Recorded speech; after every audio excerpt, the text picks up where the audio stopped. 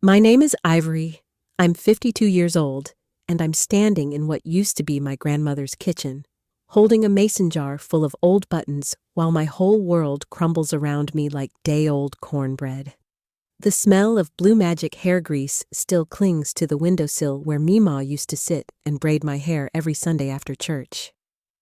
That bergamot scent from her Earl Grey tea seems baked into these yellow walls, mixing now with the musty odor of a house that's been sitting empty for 3 months since we buried her.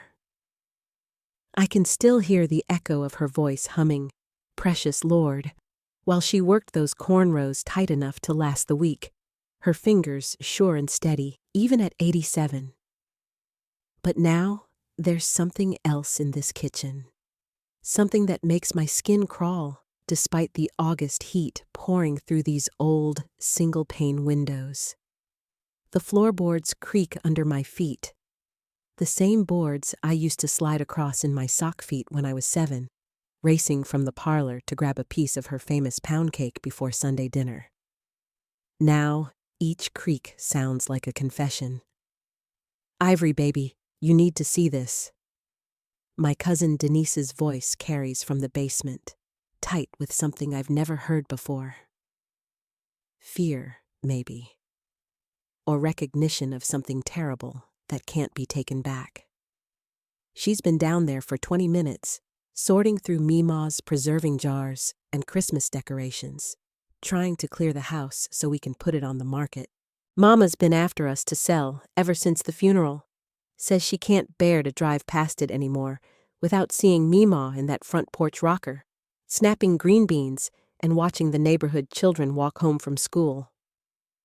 I set the button jar on the kitchen counter next to Meemaw's good china, the set with the pink roses that she only brought out for Easter and when the pastor came calling.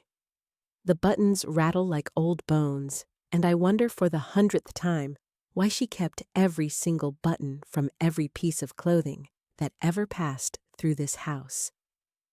"Waste not, want not," she used to say. Everything has value if you know how to use it. The basement door stands open, and I can smell the earth down there, rich and dark, like the soil in Meemaw's garden where she grew the best tomatoes in 3 counties. But there's something else underneath, something that makes my stomach turn the way it did when I was pregnant with my daughter Keisha and couldn't stand the smell of raw meat. "Denise?" I called down the stairs. "What you find down there, girl?" No answer. Just the sound of her moving around, careful-like, as if she's afraid to disturb something that should stay sleeping. I've been dreading this day ever since we got the call that Meemaw passed in her sleep. Not the dying. Lord knows at 87, and with her sugar acting up, we all knew her time was coming. But this part, the going through her things, the dismantling of a life lived in this same house for 63 years. This house, where she raised 7 children after my grandfather supposedly ran off with some woman from Mobile. This house, where she took in me and Denise every summer, fed us fried green tomatoes and stories about our people, taught us how to hot comb our hair without burning our scalps, and how to make biscuits that would make grown men weep. The wooden spoon she used to stir her famous mac and cheese still sits in the ceramic crock by the stove, the handle worn smooth from decades of her grip.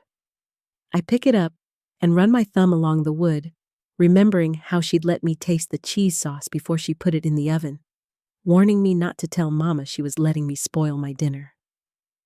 The spoon smells like butter and love and Sunday afternoons when the whole family would gather around this table, talking over each other and passing plates of cornbread and collard greens cooked with ham hocks until they were silk soft and perfect. "Ivory," Denise's voice again, sharper now. "You need to come down here, right now." Something in her tone makes my heart skip. Denise doesn't scare easy. She's been a nurse for 28 years, seen every kind of human suffering you can imagine. She held my hand when I delivered Keisha, talked me through my divorce when Marcus decided he needed to find himself with his secretary, sat with me through Daddy's cancer treatments until the very end. If Denise sounds shook, then something is seriously wrong. I make my way down the basement steps, each one groaning under my weight. The air gets cooler as I descend, and that earth smell gets stronger, mixed now with something metallic and wrong. The basement has always been Mima's domain. Rows of mason jars filled with peaches and green beans, boxes of Christmas decorations dating back to when my mama was young, and in the far corner, the old root cellar where she kept her potatoes and onions through the winter.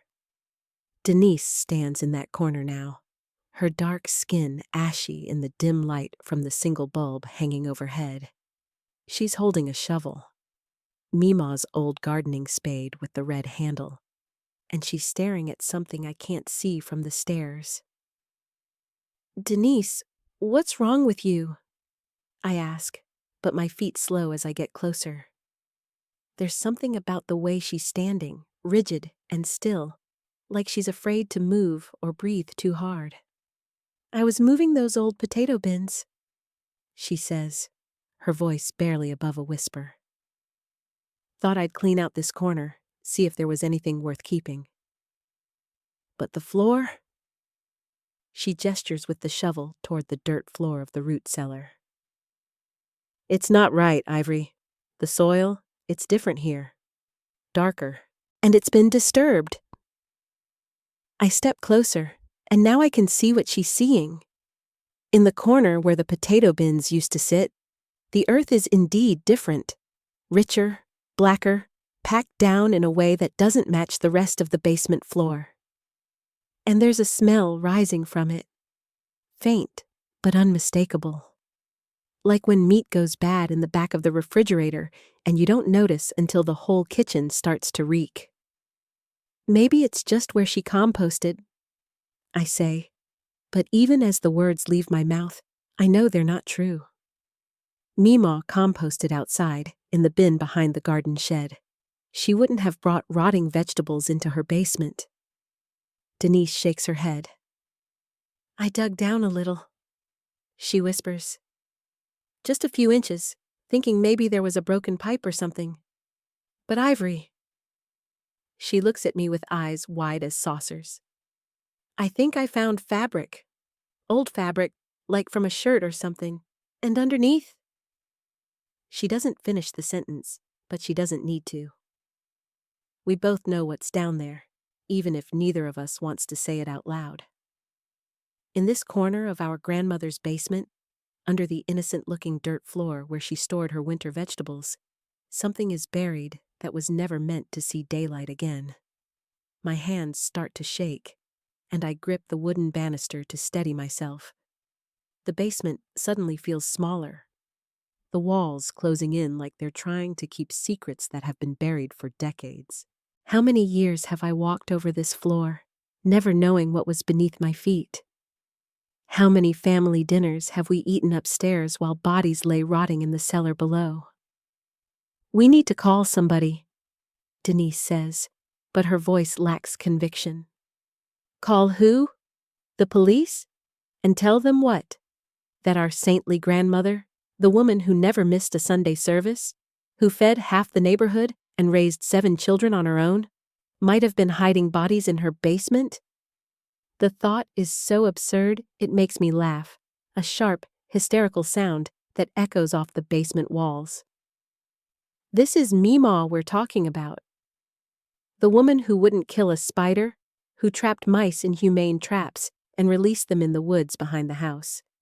The woman who cried when she had to put down her old dog Buster, who mourned for weeks like she'd lost a child. But as I look at the disturbed soil, smell that sweet, sick odor rising from the earth, I remember other things. The way Mima never talked about my grandfather, except to say he left when Mama was 12.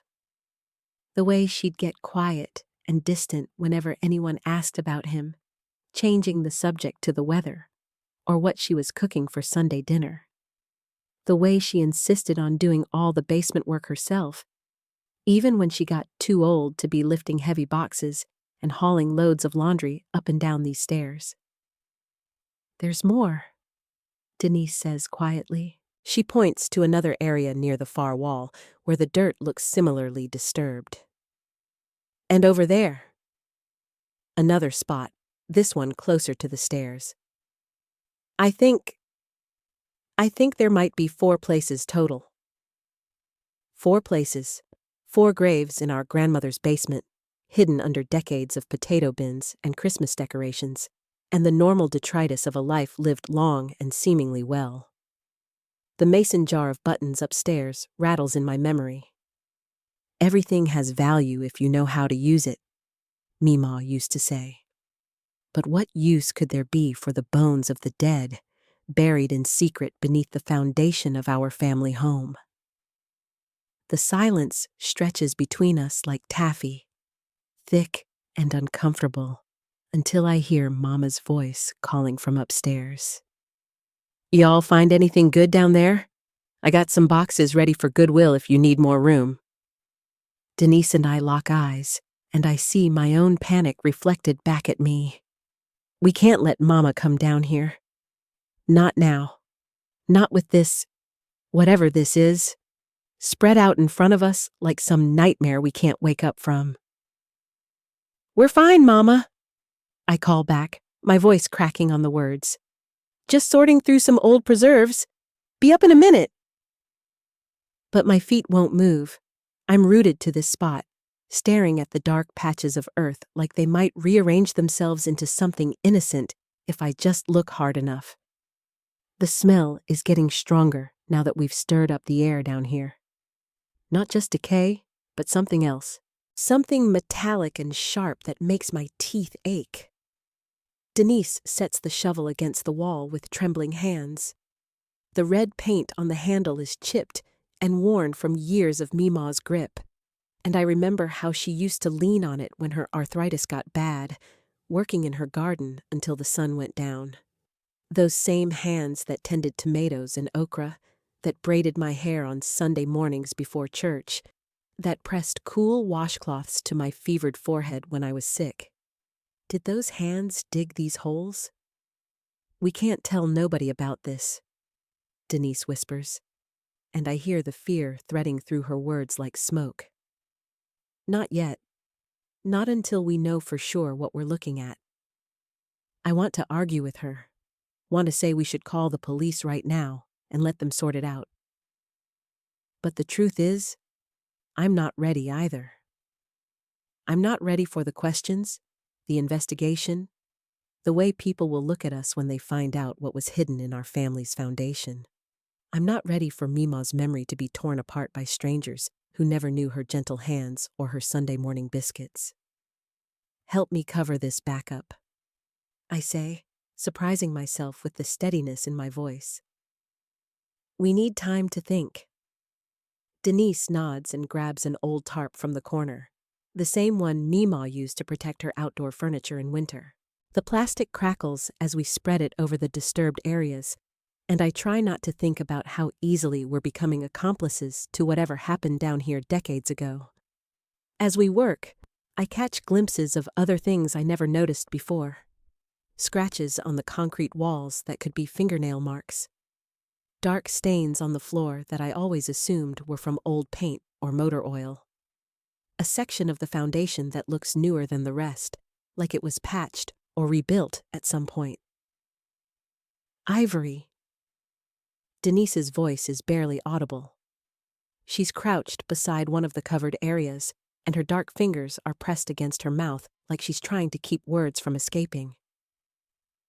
I remember something. The way she says it makes my stomach clench. "What?" "You remember when we were little? Maybe 8 or 9? And Mama Ruby, your mama, she brought us over here for the summer while she worked double shifts at the hospital?" I nod. Those were good memories, or at least I thought they were. Long days playing in Mima's yard, helping her snap green beans on the front porch, learning to make cornbread from scratch in her warm kitchen that always smelled like cinnamon and bacon grease. "There was that week," Denise continues, when Meemaw made us stay upstairs. Remember? She said she had work to do in the basement, and we weren't allowed down here for nothing, not even to get the laundry. The memory comes flooding back, sharp and clear. Meemaw had been different that week, jumpy, distracted. She'd snap at us for normal kid things, then apologize with tears in her eyes and extra cookies. And there had been sounds coming from the basement at night. Scraping, digging sounds that I'd convinced myself were rats, or maybe Meemaw moving furniture. She had us sleeping in her room, I whisper, the pieces clicking together like bones. Said the house was too big for little girls to be wandering around at night. And there was that smell, Denise adds. Remember? She kept burning candles and incense, said she was trying to get rid of a mouse that had died in the walls, but it wasn't no mouse smell, was it? I shake my head, bile rising in my throat. The lavender and sage candles Meemaw burned constantly that week, trying to mask something else, something sweet and wrong that clung to the air no matter how many windows she opened. Who do you think? I start to ask, but the question dies on my lips. Because suddenly, I'm remembering other things. The way certain people just disappeared from our lives when I was young. Uncle Jerome, who used to come around every few months asking Meemaw for money, his eyes red-rimmed and his hands shaking. One day, he just stopped coming, and when I asked about him, Meemaw said he'd moved away to get clean. And Miss Dorothy from down the street, who used to drink too much and start fights with everyone in the neighborhood. She had a particular hatred for Meemaw, always accusing her of thinking she was better than everyone else. I remember her screaming on our front porch one night, calling Meemaw all kinds of names, threatening to tell everyone her business. The next week, Miss Dorothy's house was empty, a for rent sign in the yard. People move away all the time, I say out loud, but my voice sounds hollow even to me. Do they? Denise asks. She's standing now, wiping her dusty hands on her jeans. Or do they just disappear? Upstairs, I hear Mama moving around, probably wondering what's taking us so long. The floorboards creak in their familiar pattern, from the kitchen to the living room, then back again. The same path she's walked since she was a child, never knowing what lay beneath her feet. We need to get up there, I say, before she comes looking. But as we climb the stairs, leaving the covered secrets behind us, I can't shake the feeling that we've crossed some invisible line. That we're no longer the same people who came down here an hour ago, innocently looking for family treasures. Now, we're keepers of something dark and terrible, bound together by knowledge we never wanted to have. The kitchen feels blindingly bright after the dim basement, and I blink against the afternoon sun streaming through Meemaw's yellow curtains. The same curtains she sewed by hand 40 years ago, with tiny daisies printed on cotton that's soft from countless washings. Everything looks exactly the same. The ceramic rooster on the windowsill, the wooden spoon holder shaped like a pig, the ancient refrigerator covered in church bulletins and family photos. But I see it all differently now. The heavy wooden table where we ate Sunday dinners could be covering something. The pantry with its neat rows of canned goods could be hiding another entrance to whatever hell exists beneath this house. Even the cheerful daisy wallpaper seems sinister, like it's trying too hard to be normal. Mama looks up from where she's packing dishes into boxes, her brown face creased with concern. Y'all look like you seen a ghost. Everything all right down there? Just dusty, Denise says quickly. And hot. You know how that basement gets. Mama nods, but her eyes linger on our faces. She's always been able to read us like open books, even when we were kids trying to hide broken lamps or failed tests. Now I wonder what else she might know. What other secrets are hidden behind her kind smile? Well, come help me with these dishes then, she says. Some of this china is older than dirt, but it might be worth something to the right person. I move toward the table on unsteady legs, my hands shaking as I wrap a delicate teacup in newspaper. The cup is bone china, painted with tiny roses, and I remember Meemaw only bringing out the good dishes for special occasions. Easter dinners, Christmas mornings, when the preacher came for Sunday supper. How many meals did we eat off these plates, never knowing what was hidden below?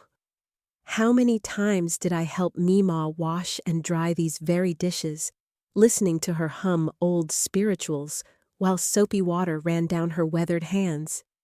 The newspaper crinkles as I wrap another cup, and I catch a glimpse of the headlines from last week. Another missing person case, another family wondering where their loved one went. I wonder how many of those cases go unsolved, how many people just vanish into the earth without a trace. "Ivory, baby, you're wrapping that cup too tight," Mama says gently. "You're gonna break it if you're not careful." I look down and see she's right. My hands are gripping the delicate china like it might escape, like it might run back down to the basement and tell all our secrets. I force myself to loosen my hold, to breathe normally, to act like my whole world hasn't just shifted off its axis. But inside, I'm screaming. The newspaper in my hand starts to blur, and I realize I'm crying. Not the pretty kind of tears you see in movies, but the ugly, desperate kind that come from somewhere deep in your chest and won't be stopped. The ink from the headlines smears across my fingers, leaving dark stains that look too much like the dirt we just disturbed downstairs. "Oh, honey," Mama says, setting down the serving platter she was wrapping and coming around the table to me. Her arms smell like the lavender lotion she's used for 30 years, mixed with the faint scent of her morning coffee and the lemony furniture polish she's been using all day. It's such a normal, comforting smell that it makes me cry harder. It's just hard," I manage between sobs, pressing my face into her shoulder. The fabric of her church dress is soft and familiar, worn cotton that's been washed 1,000 times, but still holds the ghost of Sunday morning perfume. Being in here without her, everything still smells like her biscuits and that rose water she used to spray on her pillows. It's not a lie, exactly. The house does still hold traces of Meemaw's presence, the way she'd fry bacon until it was crispy enough to shatter. The Pond's cold cream she rubbed on her hands every night before bed. The faint medicinal smell of the arthritis cream she used on her knees. But now, those familiar scents are tainted with something else, something that makes my stomach turn and my hands shake. Mama rubs my back in slow circles, the same way she used to when I was little and had nightmares. "I know, baby. I know it's hard. She was the strongest woman I ever knew, your Meemaw. Kept this family together through everything." Through everything. The words echo in my head, taking on new meaning. What exactly was everything? How far did Meemaw's protection extend, and what did she do to ensure it? I pull back and wipe my eyes with the back of my hand, leaving more newsprint smudges on my cheek. Denise is watching me from across the table, her dark eyes full of understanding and fear. She's wrapping silverware now, her movements mechanical and precise, but I can see the way her jaw is clenched, the way she keeps glancing toward the basement door like it might swing open at any moment. "Mama," I say, my voice still thick with tears. "Tell me about when you were growing up here. Were you ever scared?" Mama pauses in her packing, a crystal salt shaker suspended in her hands. It catches the afternoon light streaming through the window, throwing tiny rainbows across the faded linoleum floor. For a moment, something flickers across her face. A shadow of old fear, maybe, or just the pain of remembering. "Scared of what, honey?" "I don't know. Strange sounds at night. People who used to come around and then just stopped coming." The salt shaker trembles slightly in Mama's grip, so subtle I almost miss it. She sets it down carefully in the box, nestling it between layers of tissue paper, like she's handling something that might explode. "This neighborhood's always had its share of trouble," she says finally. "People moving in and out, folks struggling with their demons. Your Meemaw, she had a way of handling things, making problems go away before they got too big." "What kind of problems?" Mama's hands still completely resting flat on the table. The wood is scarred from decades of use, knife marks from food preparation, water rings from hot pots, burns from when Uncle Curtis dropped his cigarette that one Christmas. Each mark tells a story, but I'm starting to wonder how many stories this house is really hiding. "The kind that could hurt her family," Mama says quietly. "Your grandmother loved us fierce, Ivory. Fiercer than anything. And when you love something that much, you'll do anything to protect it." The words hang in the air between us, heavy with implication. Denise has stopped wrapping silverware entirely now, her hands frozen around a serving spoon that Meemaw used to use for Sunday gravy. The spoon is tarnished silver, old enough to have been a wedding gift, and I remember how it used to gleam when Meemaw polished the good silver every Easter. "Mama," Denise says, her voice carefully controlled, "what exactly did Meemaw do when people threatened the family?" It's a direct question, the kind that demands a direct answer. But Mama just shakes her head and goes back to packing, her movements more hurried now. "Some things are better left buried, girls. Your grandmother kept her business to herself for good reason." Buried. The word makes my skin crawl, makes me think of what we found downstairs. How many things are buried in this house? How many secrets are we walking over every day? I stand up abruptly, the chair scraping against the floor with a harsh sound that makes everyone flinch. "I need some air." The back porch is where I used to sit with Meemaw on summer evenings, shelling peas or snapping green beans while she told stories about the old days. The wooden steps are painted green, the same shade they've been for as long as I can remember, and they creak under my weight in a familiar rhythm. 2 creaks for the top step, 1 for the middle, 3 for the bottom. The backyard stretches out before me, brown grass and a few stubborn dandelions that refuse to die despite the autumn chill. Meemaw's garden used to be the pride of the neighborhood, rows of tomatoes and collard greens, sunflowers tall as a person, herbs that she'd dry and hang in bunches from the kitchen ceiling. Now it's just dirt and dead stalks, another reminder that she's really gone.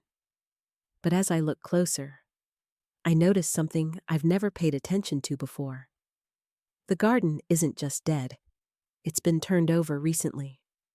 The soil is darker in some places, looser, like someone's been digging. And there are patches where nothing grows at all, perfect rectangles of bare earth that look too intentional to be natural. My heart starts pounding again, that sick rhythm that's become too familiar. I walk to the edge of the garden, my shoes crunching on dead leaves, and kneel down to touch the soil. It's soft under my fingers, rich and dark, but there's something else mixed in. Something that looks like lime powder, the kind you use to neutralize acidic soil, or to neutralize other things. "Ivory?" Denise's voice comes from behind me, and I turn to see her standing on the porch steps. She's holding a glass of water, condensation beating on the sides despite the cool weather. "You okay out here?" I stand up slowly, brushing the dirt off my hands, but the smell lingers, earth and lime and something else, something organic and wrong that makes my stomach turn. "Denise, look at this garden. Really look at it."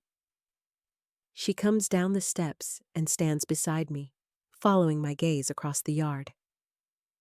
At first, I don't think she sees what I'm seeing, but then her breath catches, and I know she understands. Those aren't normal garden plots, she says quietly. No, they're not. We stand there in silence, looking at what might be graves or might just be my imagination running wild. But the longer I stare, the more certain I become. The rectangles are too uniform, too carefully spaced, and that smell, that sweet sixth scent that I thought was just decomposing vegetables, suddenly seems much more sinister. How many people do you think just disappeared over the years? I ask. Denise shakes her head. I don't want to know. But I do. I want to know everything, even if it destroys me.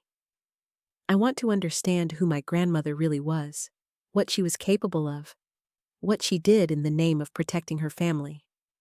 Because if I don't understand it, how can I make sure it doesn't happen again? How can I make sure I don't become her? The back door opens, and Mama's voice drifts across the yard. Girls, come on back in. We've got more boxes to pack, and the realtor's coming tomorrow. Tomorrow? Someone else is going to buy this house, move their family in, let their children play in this yard. They'll plant new flowers over whatever's buried here, hang pictures on these walls, never knowing what secrets lurk beneath their feet. Unless we tell them. Unless we call the police and let them tear this place apart, uncover every horrible truth Mima tried to hide. But that would destroy Mama, destroy our family's reputation, destroy everything Mima worked so hard to protect. And what if we're wrong? What if this is all just coincidence and paranoia, and we're about to destroy innocent people based on shadows and suspicions? We can't let them sell this house, I say quietly. What choice do we have? We could buy it ourselves, keep it in the family. Denise stares at me like I've lost my mind. You want to live here? Knowing what we know? I want to make sure no one else gets hurt. The truth is, I don't know what I want anymore. 3 hours ago, I was a normal woman helping to clean out her grandmother's house. Now I'm standing in what might be a graveyard, trying to decide whether to protect my family's secrets or expose them to the light. Inside the house, Mama is humming an old spiritual, something about walking through the valley of the shadow of death. The irony isn't lost on me. We've all been walking through shadows our whole lives, never knowing how dark they really were. Come on, Denise says finally. Let's go back in. We can figure this out later. But as we walk back toward the house, I can't shake the feeling that later might be too late. That every minute we delay is another minute for these secrets to fester and grow, to reach out and poison the next generation the way they've poisoned ours. The kitchen feels smaller when we return, like the walls have moved closer together while we were outside. Mama looks up from where she's taping boxes shut, her face creased with worry. Everything all right out there? Just getting some air, I say, but my voice sounds strange even to me. She nods, but I can see the questions in her eyes. Mama's always been good at reading between the lines, at sensing when something's not quite right. It's a skill she probably learned growing up in this house, where survival might have depended on knowing when to stay quiet and when to run.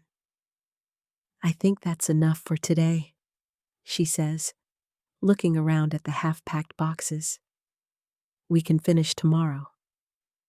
Tomorrow, always tomorrow, like we have all the time in the world to deal with these revelations. But time feels different now, compressed and urgent.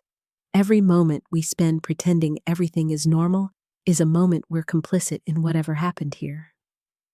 As we gather our things to leave, I take one last look around the kitchen. The ceramic rooster still sits on the windowsill, its painted eyes seeming to watch our every move. The daisy wallpaper still smiles down from the walls, cheerful and innocent. But I know better now.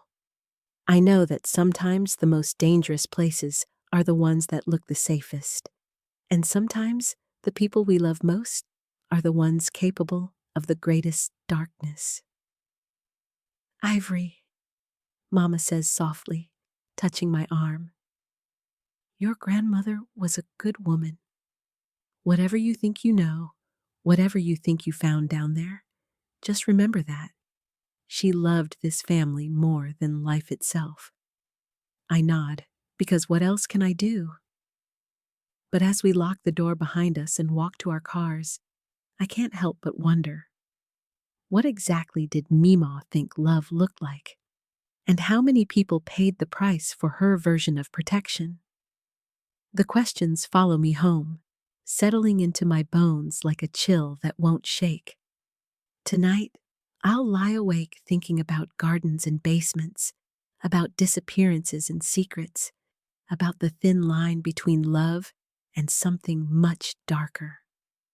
And tomorrow, I'll have to decide what to do with the truth.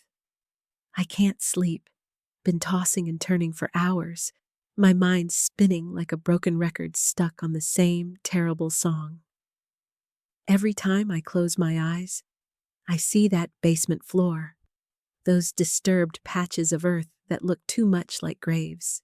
The scent of lavender from my pillowcase, the same kind Mama always used, makes my stomach turn now, reminding me of how Meemaw's house still held traces of her presence, even 3 months gone. Finally, give up on sleep around 3 in the morning and pad barefoot to my kitchen, the hardwood floors cool beneath my feet. Make myself some chamomile tea, hoping it'll calm my nerves. But my hands shake as I pour the honey, golden streams catching the soft glow from my undercabinet lights. The familiar ritual should comfort me, but nothing feels normal anymore. I keep thinking about what Mama said before we left, that Meemaw was a good woman who loved her family. But what does that even mean when you discover your grandmother might have been capable of, what? Murder? The word sits heavy in my chest like a stone I can't swallow. My phone buzzes on the counter. Text from Denise. Can't sleep either. We need to talk. 20 minutes later, she's sitting across from my kitchen table, both of us wrapped in robes like we're having some kind of twisted slumber party. The ceramic mug warms my palms as I cradle it, but the heat can't touch the cold fear settling in my bones. I've been thinking, Denise says, her voice barely above a whisper even though we're alone. About what you said? About buying the house. And? I think you're right. We can't let strangers move in there. She runs her fingers along the wood grain of my table, a nervous habit she's had since we were kids. But Ivory, if we do this, if we keep that house, we become responsible for whatever's buried there.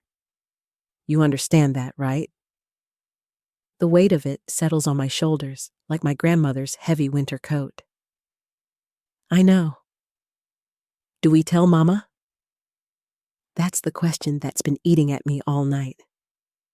Mama's 68 years old, spent her whole life believing her mother was a saint who held our family together through everything.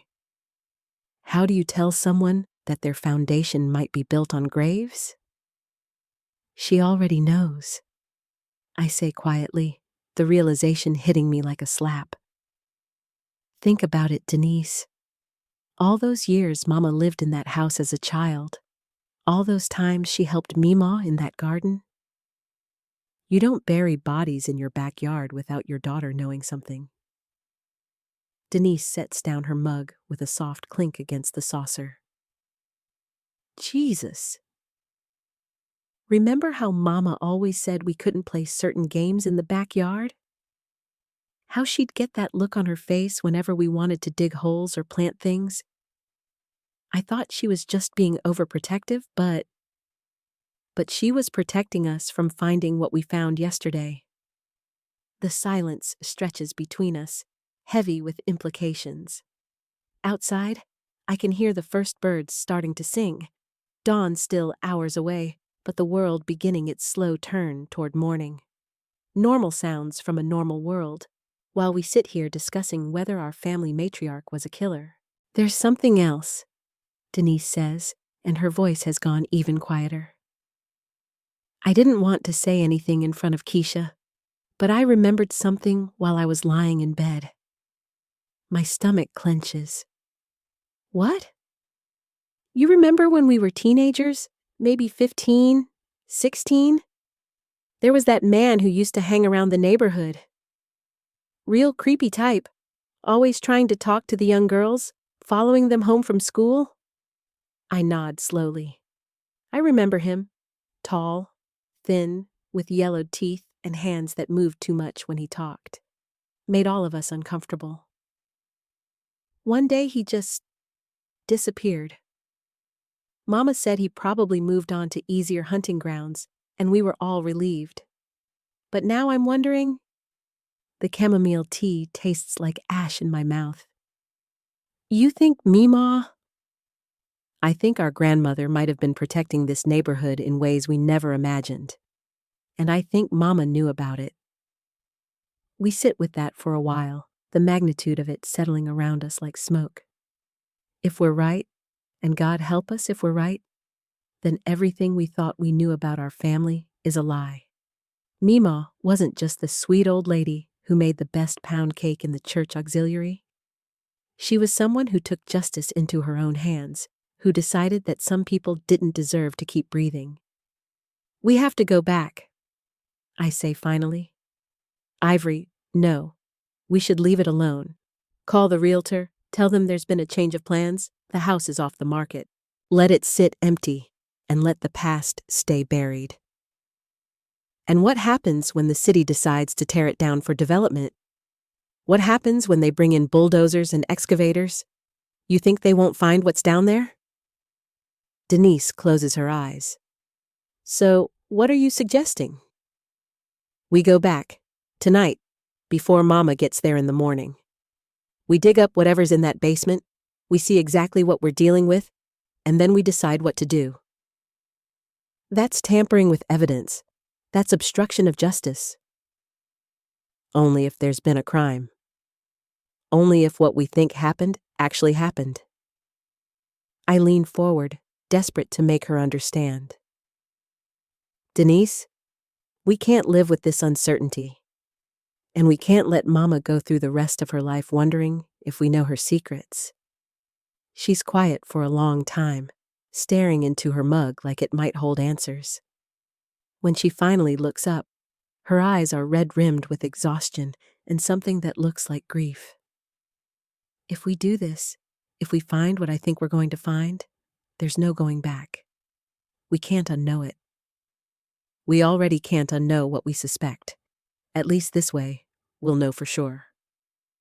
The grandfather clock in my hallway chimes 4 times, each note echoing through my house like a countdown. In a few hours, Mama will be getting up, making her coffee, probably calling to check on our progress with the house. She'll want to know if we've finished packing the kitchen, if we found Meemaw's good silver, if everything is going according to plan. How do you tell your mother that you spent the night planning to dig up her mother's basement? All right, Denise says finally. But we're not doing this alone. We need help. Who? We can't involve anyone else in this. Keisha.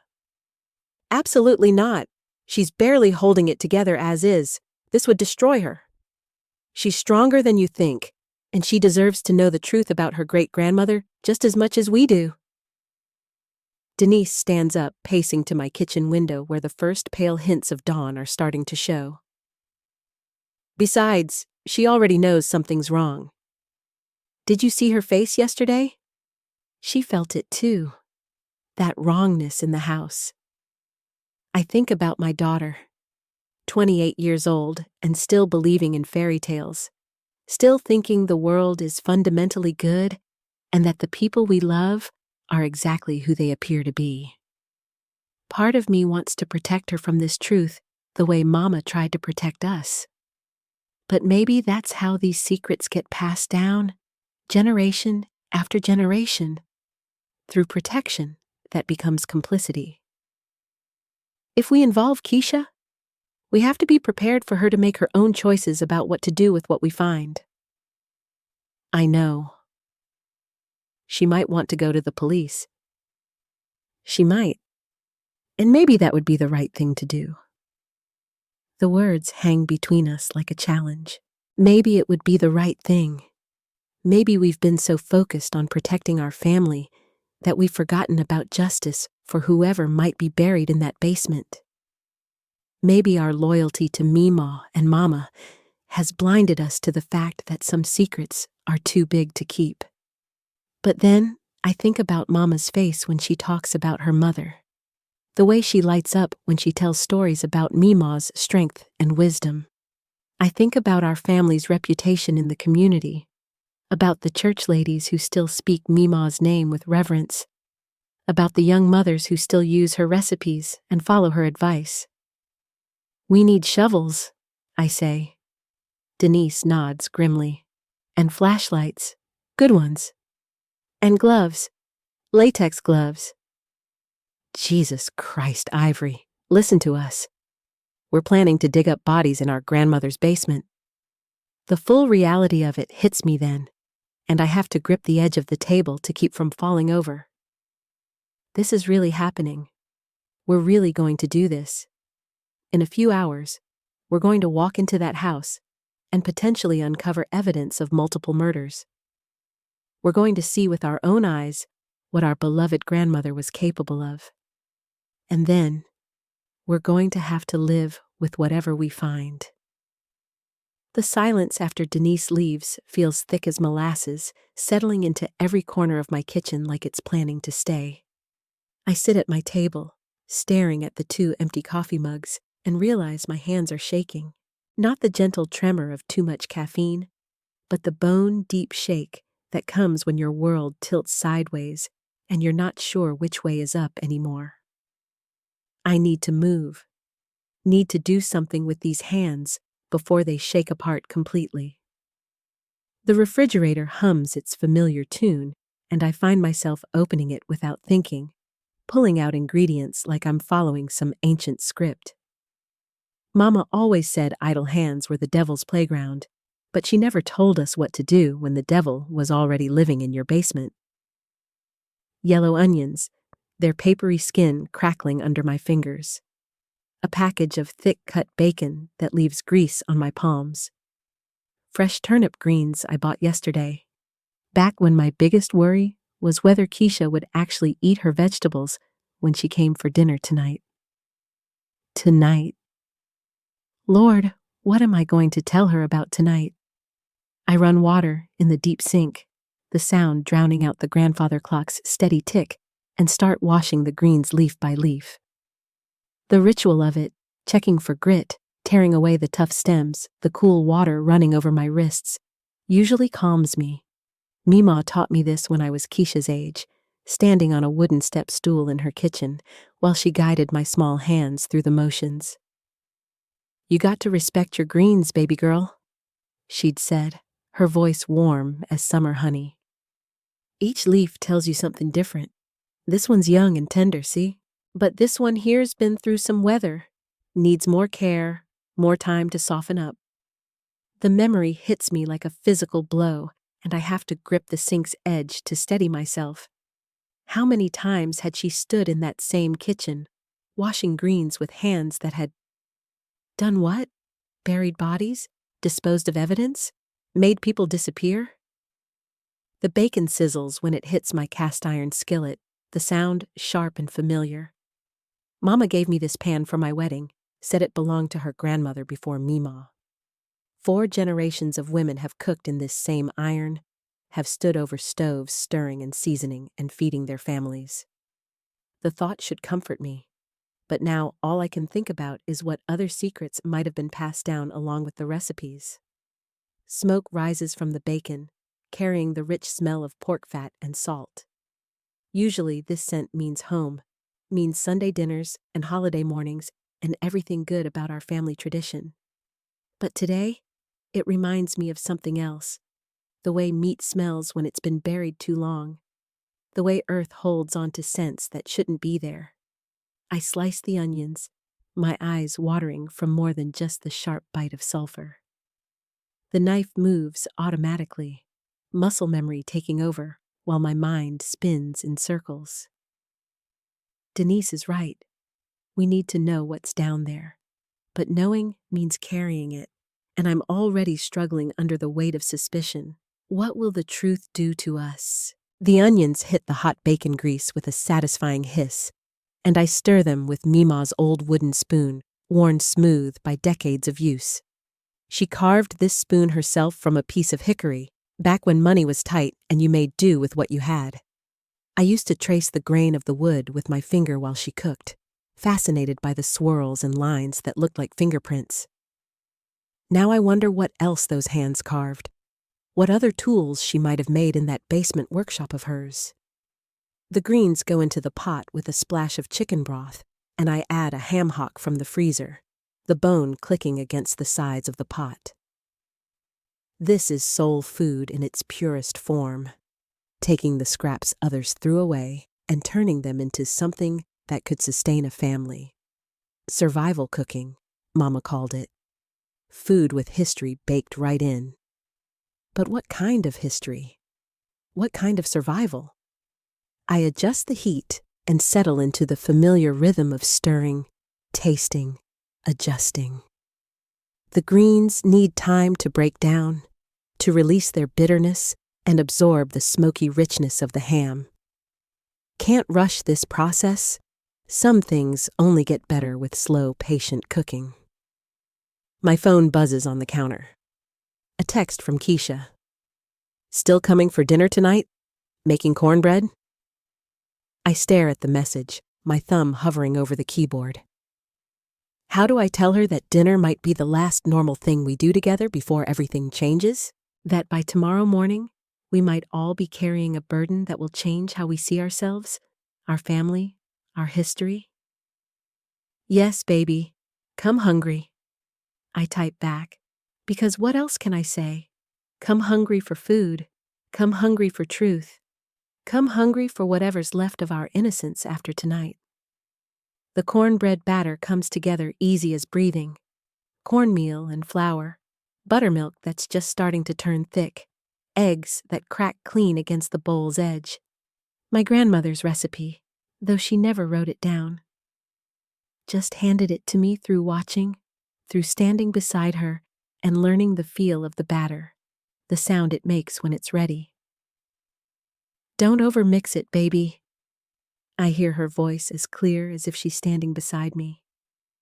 Cornbread's like people. The more you work it, the tougher it gets. I pour the batter into my seasoned iron skillet, the one that's been in my family almost as long as the other one. The oven heat hits my face when I open the door, dry and clean, nothing like the damp earth smell that clung to the basement walls.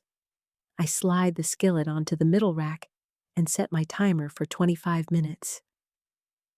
25 minutes to figure out how to tell my daughter that we're about to dig up her great-grandmother's secrets. I wander into my living room, drawn by restless energy I can't shake. The afternoon light slants through my lace curtains. Curtains Mima crocheted for my first apartment, back when I was young and thought the world made sense. The pattern is intricate, full of loops and flowers that cast delicate shadows on my hardwood floors. Everything in this room carries her touch somehow. The quilt draped over my sofa, pieced together from scraps of our old dresses and church clothes. The ceramic angels on my mantelpiece, painted at the church craft fair 3 Christmases ago. The photo albums stacked on my coffee table, full of smiling faces at family reunions and birthday parties and graduations. I pick up one of the albums, its fake leather cover worn soft from handling.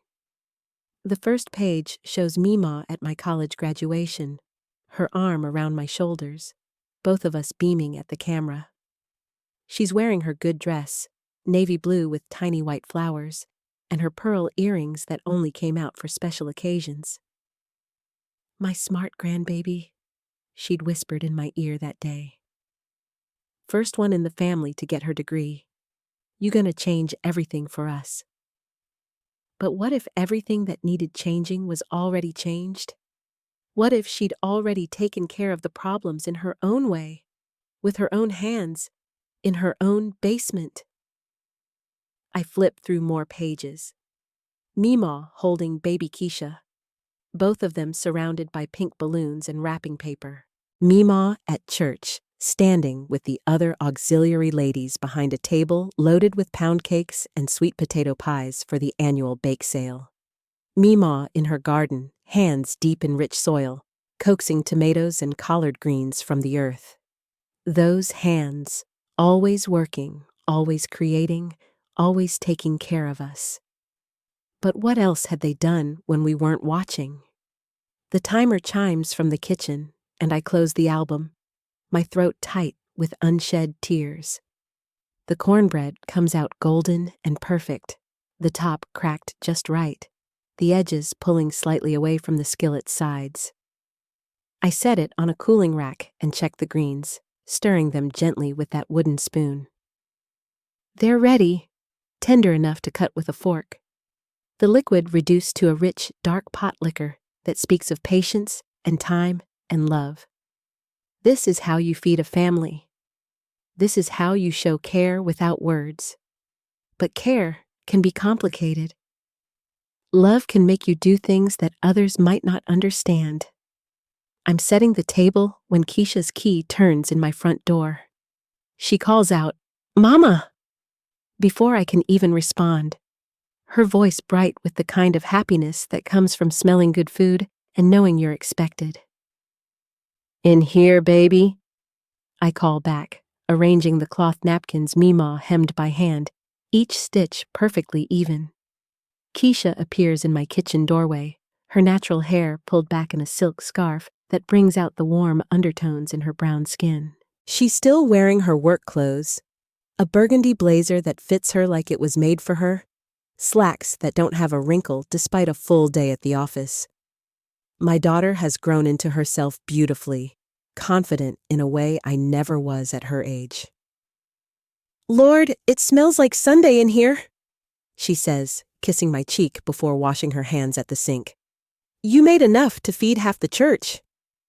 "You know how I cook," I say, trying to keep my voice light. "Better too much than not enough." She helps me carry the serving dishes to the table, the greens in Meemaw's good bowl, the cornbread still warm in its skillet, glasses of cold lemonade that's tart enough to make you pucker. We settle into our chairs, and I watch her close her eyes for the blessing, her lips moving silently over words Meemaw taught us both. "Amen," she says finally, opening her eyes and reaching for the cornbread. "So how did the rest of the house cleaning go today? Did you and Cousin Denise get through everything?" The cornbread turns to sawdust in my mouth. I chew slowly, buying time, watching my daughter load her plate with greens and inhale the steam rising from them. She trusts me completely, expects nothing but honesty from the woman who raised her to value truth above comfort. How do you tell someone you love that truth might destroy everything they believe about their family? We made good progress, I say carefully. Got through most of the upstairs rooms. What about the basement? I know Meemaw had a lot of her canning supplies down there, and those old quilting frames. Mama mentioned wanting to keep some of that stuff. The basement? Of course she'd ask about the basement. We'll get to that tomorrow, I manage. Some things take more time than others. Keisha nods, spearing a piece of ham hock with her fork. I still can't believe she's really gone. Every time I walked into that house today, I kept expecting to smell her biscuits in the oven or hear her humming while she folded laundry. She had a way of filling up a space, I agree, my voice catching slightly. Remember how she used to say that a house wasn't a home unless it had the smell of something good cooking and the sound of people laughing? Keisha smiles at the memory. She made everything feel Safe, you know? Like no matter what was happening in the world, her house was this bubble where nothing bad could touch you. Safe. The word echoes in my chest like a stone dropping into deep water. Had Mima's house really been safe, or had it just felt that way because we didn't know what was hidden underneath? Had she created that sense of safety by eliminating threats we never even knew existed? Mama, you okay? You look like you've seen a ghost. I force myself to focus on Keisha's concerned face, her fork suspended halfway to her mouth. Just tired, baby. It's been a long day. Why don't you let me help tomorrow? I can take a personal day, come over early, and help you and Denise finish up. Many hands make light work, right? The irony of the offer hits me like a slap. She wants to help us dig through Mima's secrets, literally and figuratively. She wants to be there when we uncover whatever truth is waiting in that basement. Maybe Denise was right. Maybe Keisha deserves to know. Maybe keeping her in the dark is just another form of the protection that's been passed down through our family like a genetic trait. The instinct to shield our children from hard truths, even when those truths shape everything about their lives. Actually, I hear myself saying, that might be good. There are some decisions that need to be made about the house. Family decisions. What kind of decisions? I look at my daughter. Really look at her. She's not a child anymore, hasn't been for years. She pays her own bills, owns her own car, makes her own choices about everything else in her life. When did I decide she couldn't handle the truth about her family's history? The kind that affect all of us, I say finally. The kind that change how we see things. Keisha sets down her fork, her expression growing serious. Mama, what's going on? You've been acting strange all day, and Cousin Denise looked like she'd seen a ghost when I passed her car on my way over here. The moment stretches between us, heavy with possibility. I could tell her now, over this meal made with love and recipes passed down through generations. I could explain what we found, what we suspect, what we're planning to do tonight. I could ask for her help, her wisdom, her strength. Or I could protect her for one more day. Let her finish her greens and cornbread, believing that the worst thing about our family is Uncle James's gambling problem and Aunt Ruthie's tendency to gossip in church. Tomorrow, I promise, reaching across the table to squeeze her hand.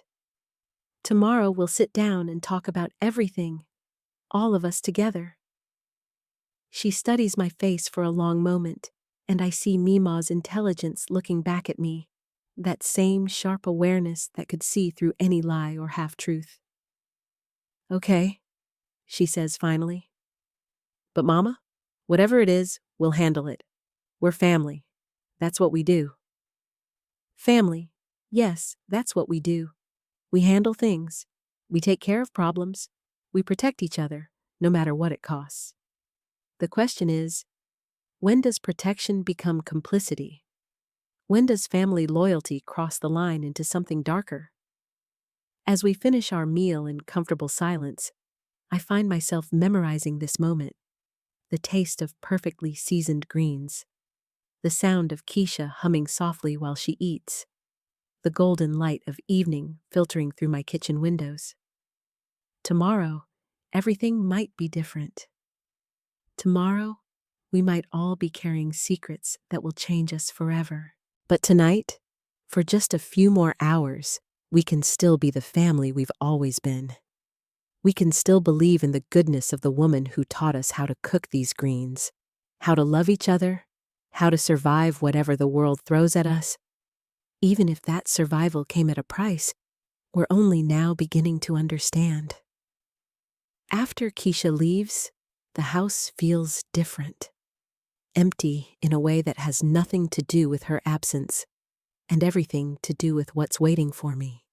I stand at my kitchen sink, washing dishes that don't need to be washed, running warm, sudsy water over plates until my fingertips wrinkle. The scent of Dawn dish soap mingles with the lingering aroma of ham hocks, but underneath it all, I swear I can still smell that basement. Damp concrete and something else, something that makes my stomach turn. My phone buzzes against the counter. Denise. You ready? Her voice is tight, controlled.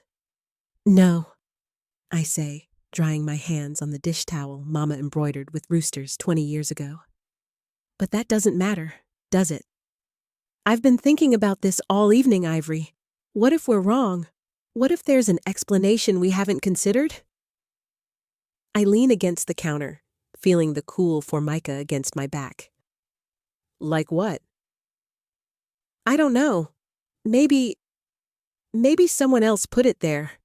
Maybe Meemaw found it and didn't know what to do, so she just covered it up.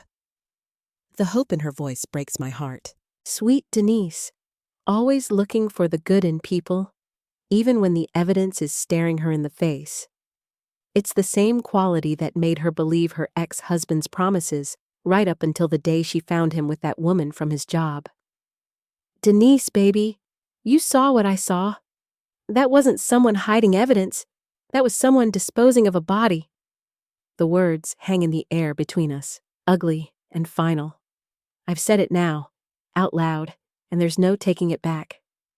I keep thinking about all those times, she whispers. All those times people just disappeared. Remember Clarence Williams from down on Elm Street?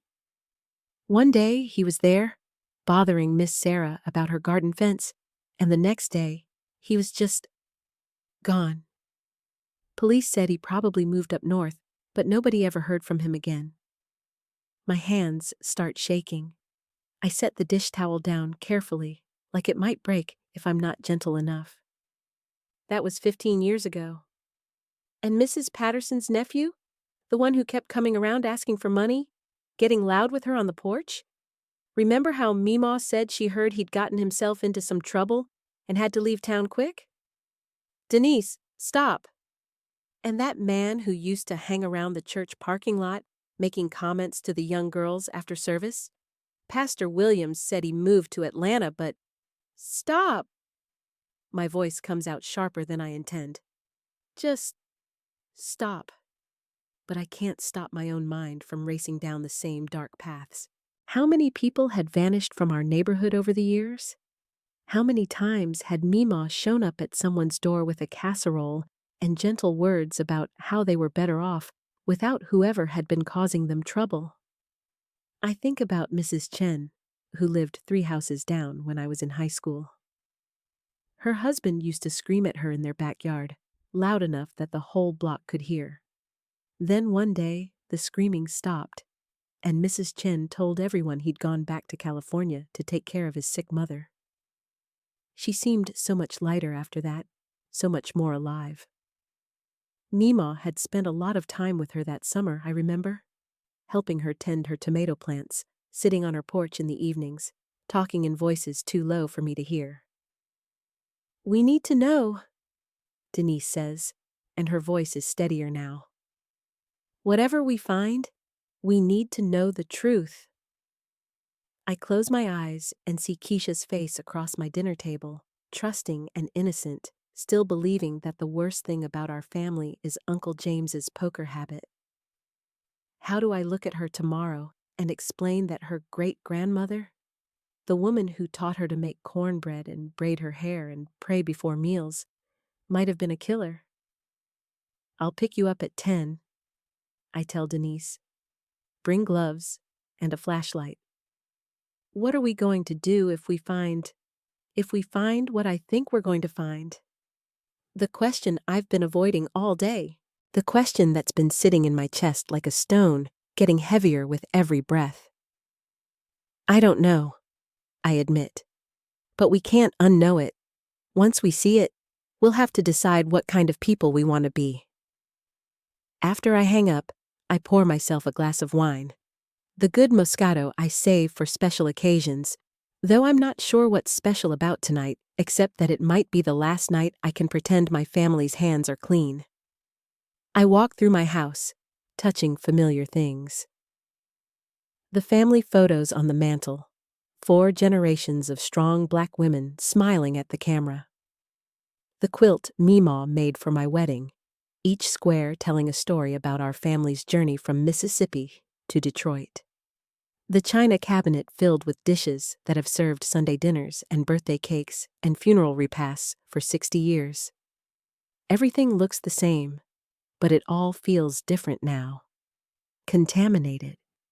Like that smell from the basement has somehow seeped into everything I thought I knew about who we are.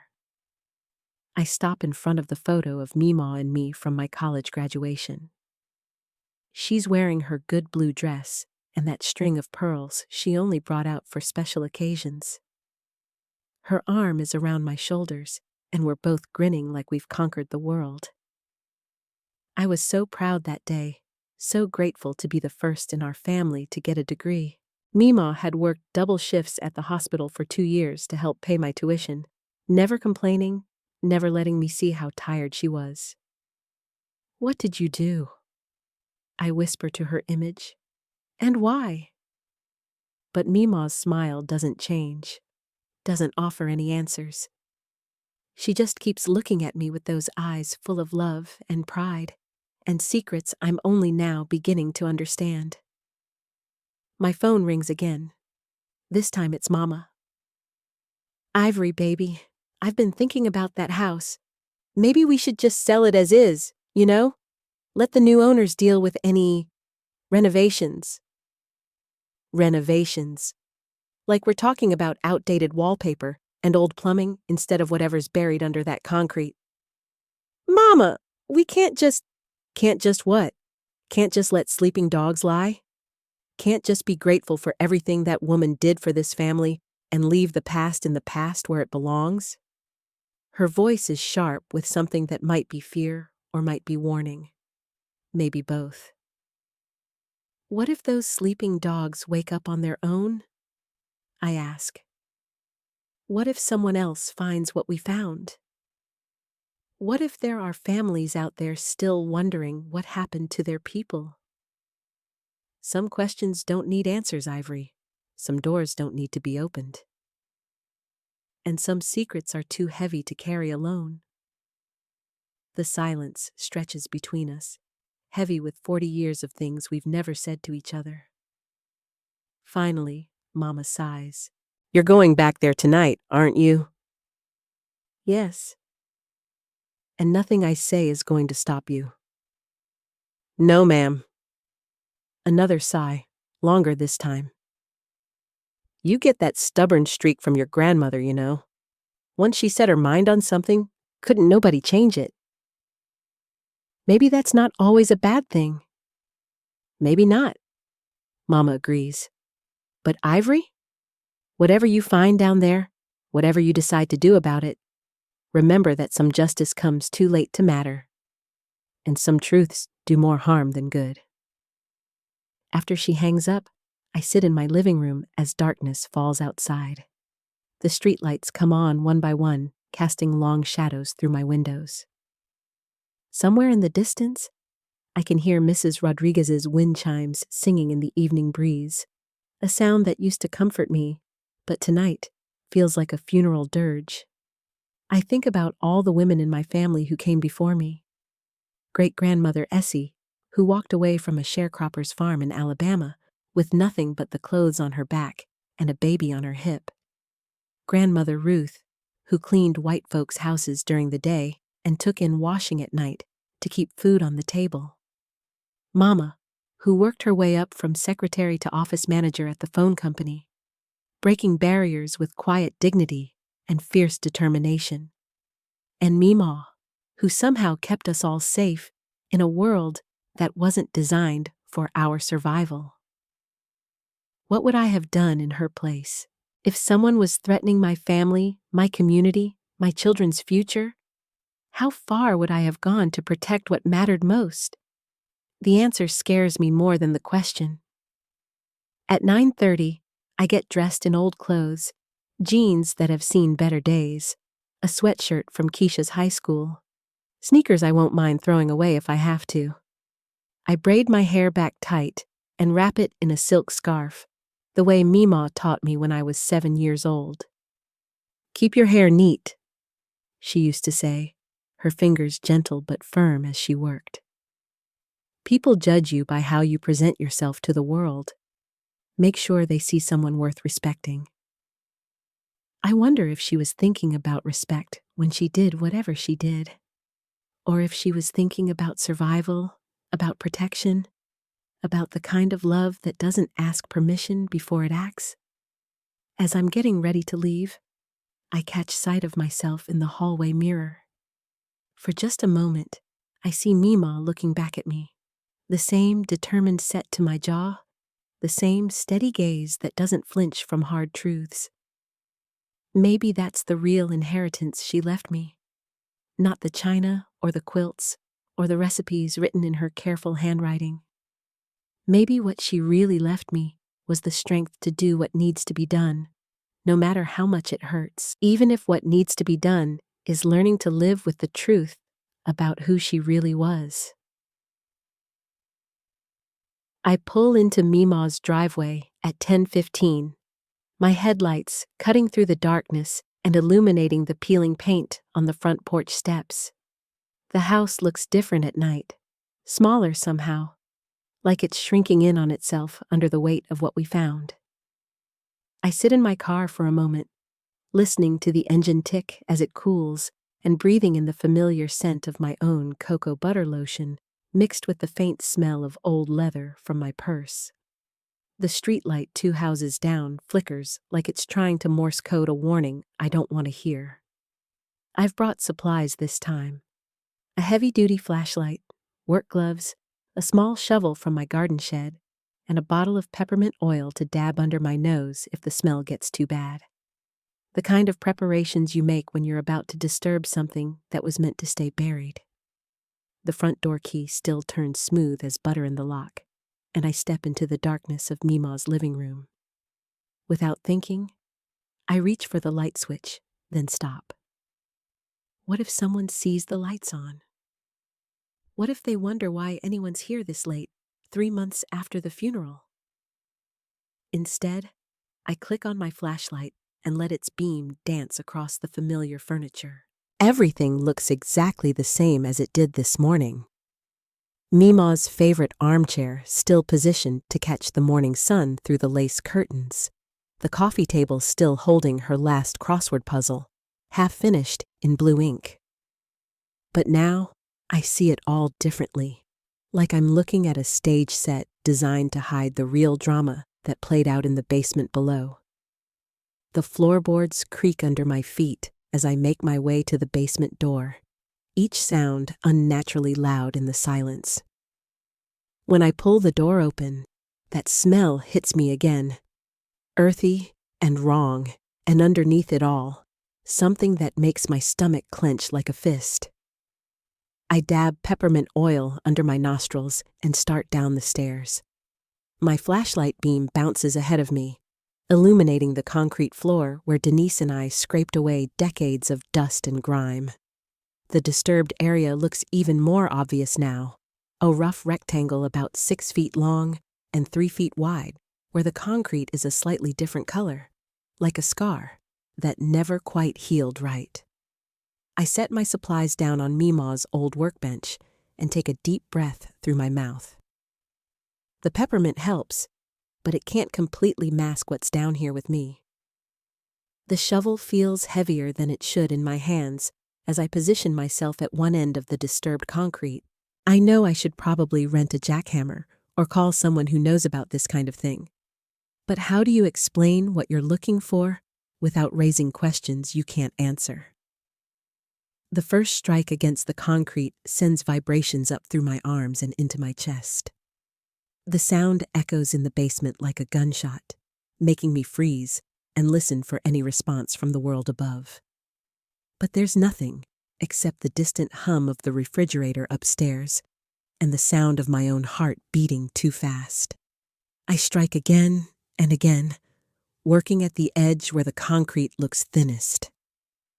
Chips fly up, stinging my cheeks despite the work gloves. Sweat beads on my forehead and rolls down into my eyes, salty and warm. After 20 minutes, I've managed to break through in one small spot, revealing dark earth underneath. The smell that rises from that opening makes me stumble backward, one hand pressed to my mouth. Even through the peppermint oil, it's overwhelming. Not just decay, but something else. Something that speaks to a part of my brain that still remembers when humans were prey animals, when certain smells meant danger and death, and run. I force myself to breathe slowly, in through my nose and out through my mouth, the way my yoga instructor taught me. "You can do this," I whisper to the darkness. "You can handle whatever truth is down here." But when I shine my flashlight into that small opening, I see something that makes my knees buckle. Fabric, blue fabric, faded but still recognizable as denim. And underneath it, something pale that might be bone. I sink down onto the concrete floor, my back against Mima's workbench, and stare at that tiny window into 40 years ago. My hands are shaking so hard I can barely hold the flashlight steady. This is real. This is actually real. Someone is buried under Mima's basement floor, and based on the depth of that concrete, they've been there since before I was born, before Keisha was born, maybe even before Mama graduated high school. I think about the stories Mima used to tell about the old days, about how different things were when she was young, about the men who would come around the neighborhood looking for trouble, about the women who learned to protect themselves and their families by any means necessary, about how some problems couldn't be solved by calling the police, because the police weren't there to protect people who looked like us. "Some folks," she used to say, "learn the hard way that there's a difference between justice and the law, and sometimes you gotta choose which one you're going to serve." I always thought she was talking about civil rights, about voting and sit-ins and the kind of courage it took to change the world through peaceful resistance. I never imagined she might be talking about something else entirely, something more immediate and more final. My phone buzzes with a text message. It's from Denise. "Can't sleep. Keep thinking about today. You okay?" I stare at the message for a long time before I type back. "At the house. Found something." My phone starts ringing immediately. "Found what?" Denise's voice is tight with fear. "Ivory, what did you do?" "I broke through the concrete. There's someone down here. Denise. Someone in blue jeans." The silence on the other end of the line stretches so long, I think the call might have dropped. Finally, Denise speaks, her voice barely above a whisper. "You need to get out of there. Right now." "I can't just leave. Not now." "Yes, you can. You can cover that hole back up and walk away and pretend this never happened. We all can." "What if it was someone's son? Someone's husband? What if there's a family somewhere still wondering what happened to him? What if it was someone who was trying to hurt Mima? Or hurt one of us? What if she did what she had to do to keep us safe?" I close my eyes and try to imagine my grandmother, all 5 feet 2 inches of her, with her soft hands and her gentle voice, doing something violent enough to end a life. It should be impossible to picture, but it's not. When I really think about it, when I remember the steel that lived behind her kind eyes, I can see it all too clearly. "Even if that's true," I say, "don't you think the family deserves to know? Don't you think they deserve to bury him properly?" "And what happens to Mima's memory? What happens to everything she built, everything she sacrificed for? What happens to our family when this gets out?" I think about Keisha, starting her senior year of high school in a few weeks. About my cousin Marcus, who just got promoted to manager at the bank.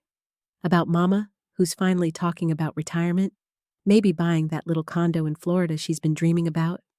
About all of us, and how our lives would change if the world found out that the matriarch of our family was capable of this. But then I think about another family, maybe a family that looks like ours, that spent 40 years wondering why their son or brother or father never came home one day. I think about the prayers they must have said, the hope they must have held on to, the grief that never got a proper ending. I don't know, I tell Denise honestly. I don't know what the right thing is here. Then maybe that's your answer. When you don't know what's right, maybe the best thing to do is nothing.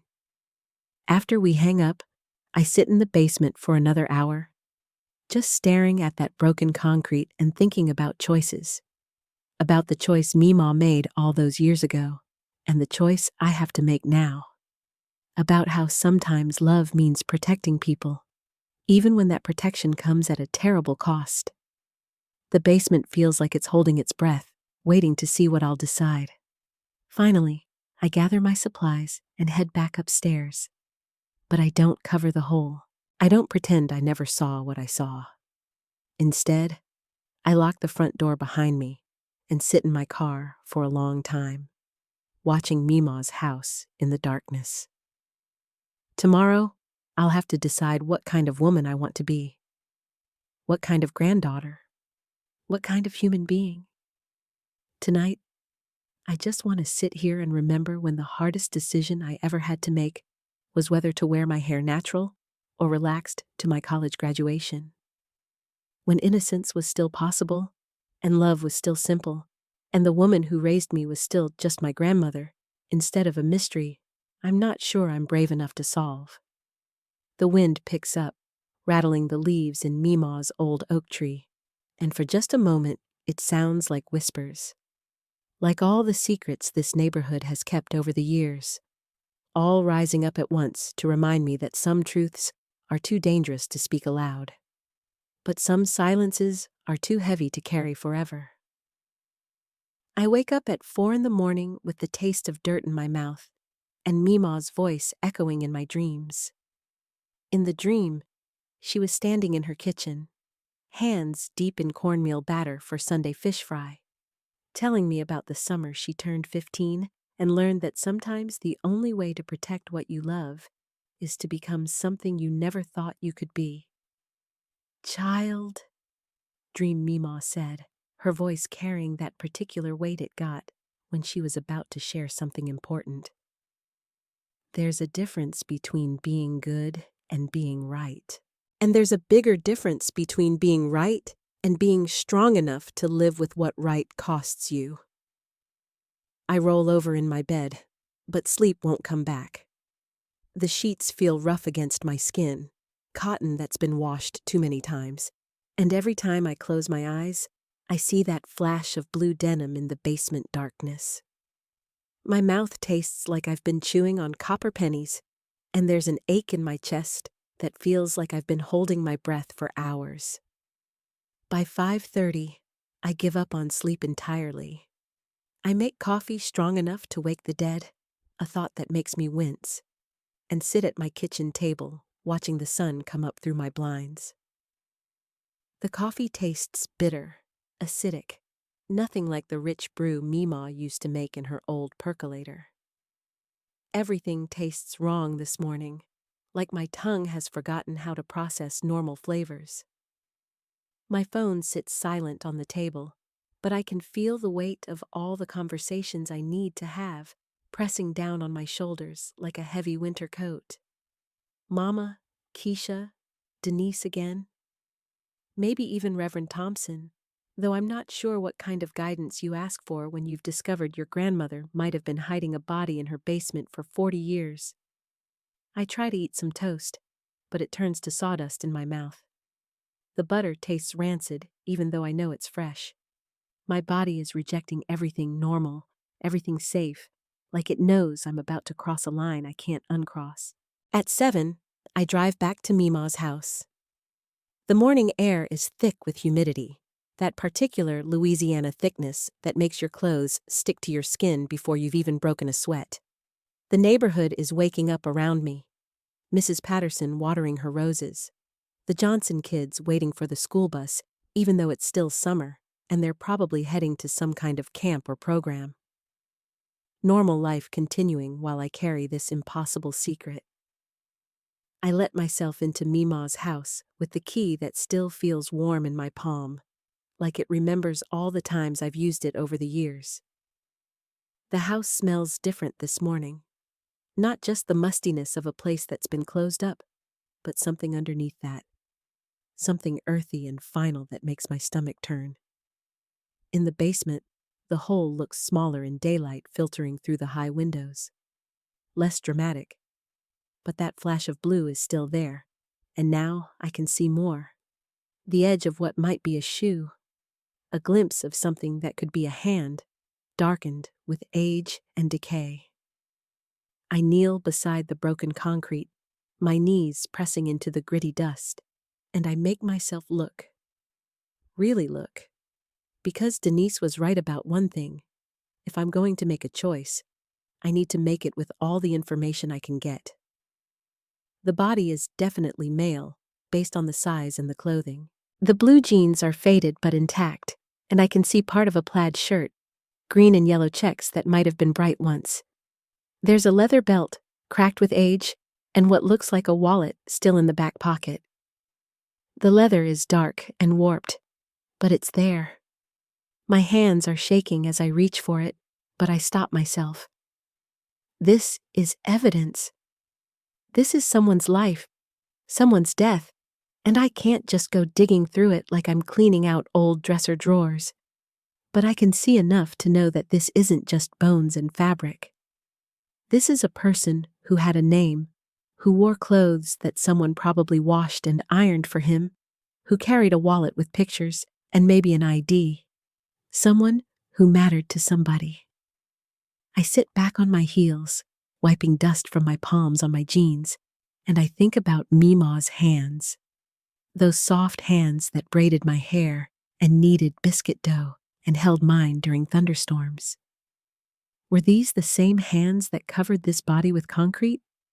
The same hands that smoothed over the surface and went upstairs to cook dinner like nothing had happened? The basement feels smaller now, like the walls are pressing in.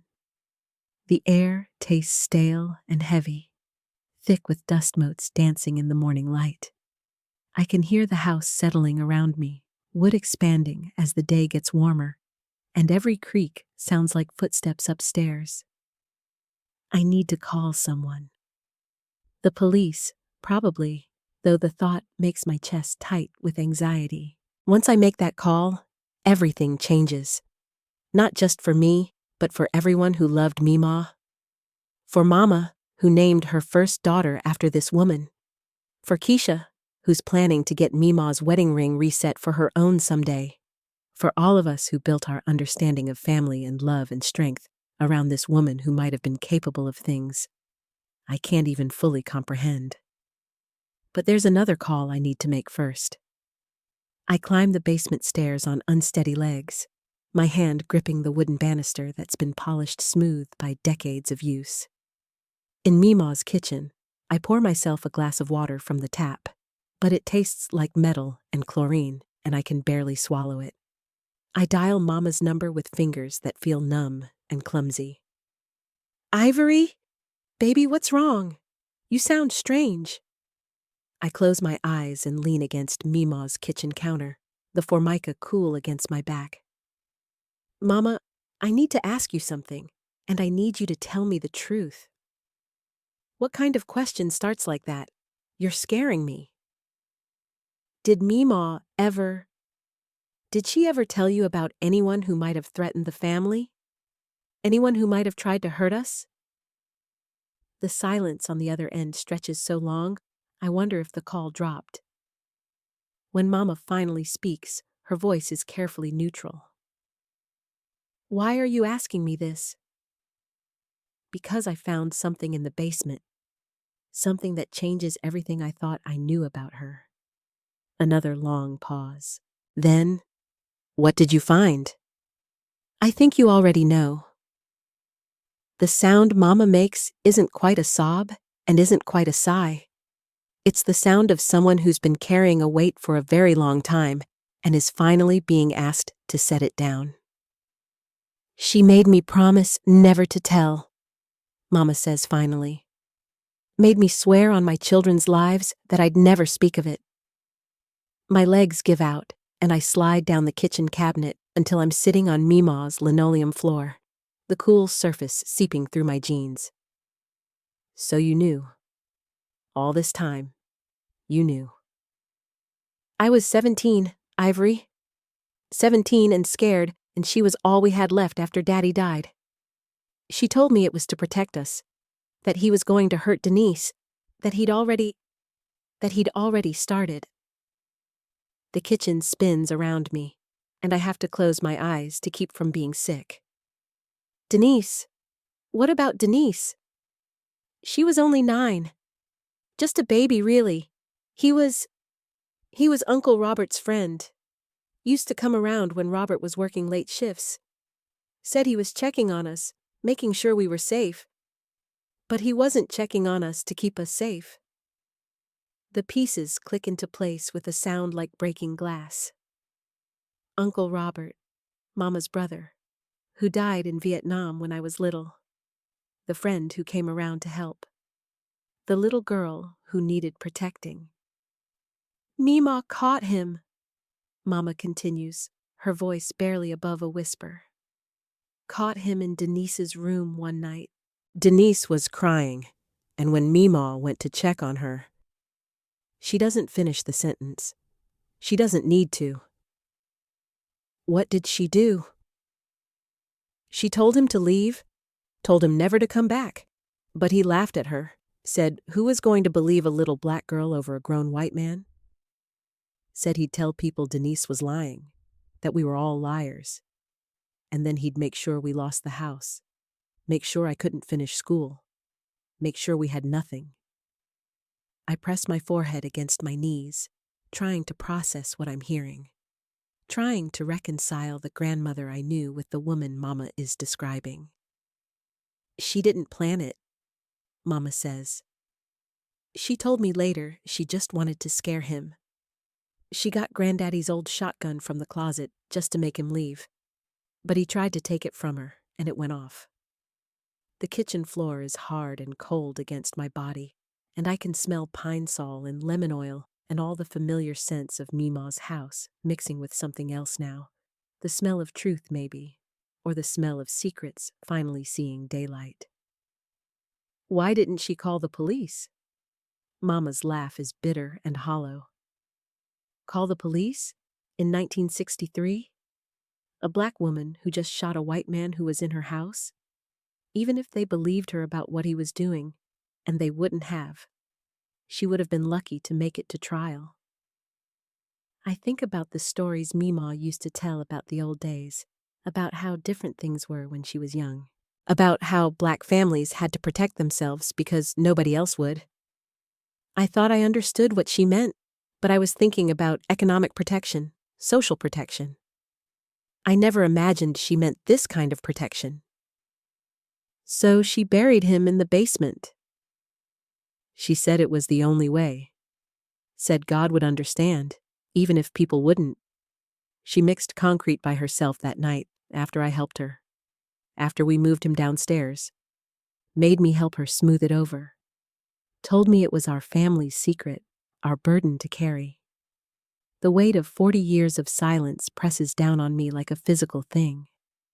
40 years of Mama carrying this knowledge. 40 years of Meemaw living with what she'd done. 40 years of Denise never knowing that her safety cost someone their life.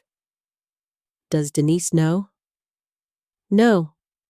Meemaw made sure of that. Far as Denise knew, the man just stopped coming around. She was so young, and she'd blocked out most of what happened anyway. Trauma does that sometimes. Protects you from remembering what would break you. I stand up slowly, my body stiff from sitting on the hard floor. Through Meemaw's kitchen window, I can see Mrs. Patterson still working in her garden, completely oblivious to the conversation happening 30 feet away. Normal life, continuing its normal rhythm, while my world reshapes itself around this new reality. What do we do now? I ask. I don't know, baby. I honestly don't know. But as I stand there in Mima's kitchen, surrounded by the evidence of her life, the ceramic rooster collection, the church bulletins still stuck to her refrigerator, the African violet on the windowsill that's somehow still alive after 3 months, I realize that I do know. I know what Mima would want me to do. She'd want me to protect the family the way she did. She'd want me to think about Keisha's future, about Mama's retirement, about all the lives that would be damaged if this story came out. She'd want me to be practical, to be strong, to make the hard choice that keeps everyone safe. But she'd also want me to be the woman she raised me to be. The woman who believes in truth, even when truth is complicated. The woman who understands that some silences are too heavy to carry, and some secrets eat you alive from the inside. Mama, I say, my voice steadier than I feel. I'm going to call the police. Ivory, no, you can't. Think about what this will do to... I am thinking about it. I'm thinking about all of it. But I'm also thinking about his family, whoever they are. I'm thinking about how they've wondered for 40 years what happened to him. I'm thinking about how they deserve to know he's dead, deserve to bury him proper. What about our family? Our family will survive this. We're strong enough. Mima made sure of that. The silence stretches between us, filled with everything we can't say and everything we both understand. She was protecting Denise, Mama says finally.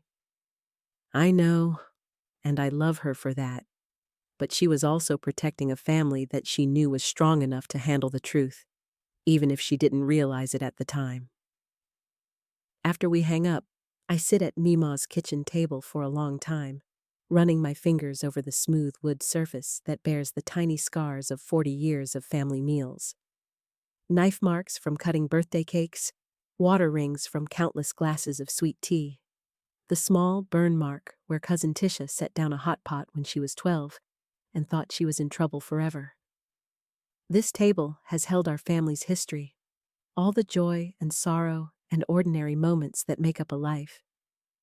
Now, it's holding one more piece of that history, the knowledge that love sometimes requires impossible choices, and strength sometimes looks like something you never expected.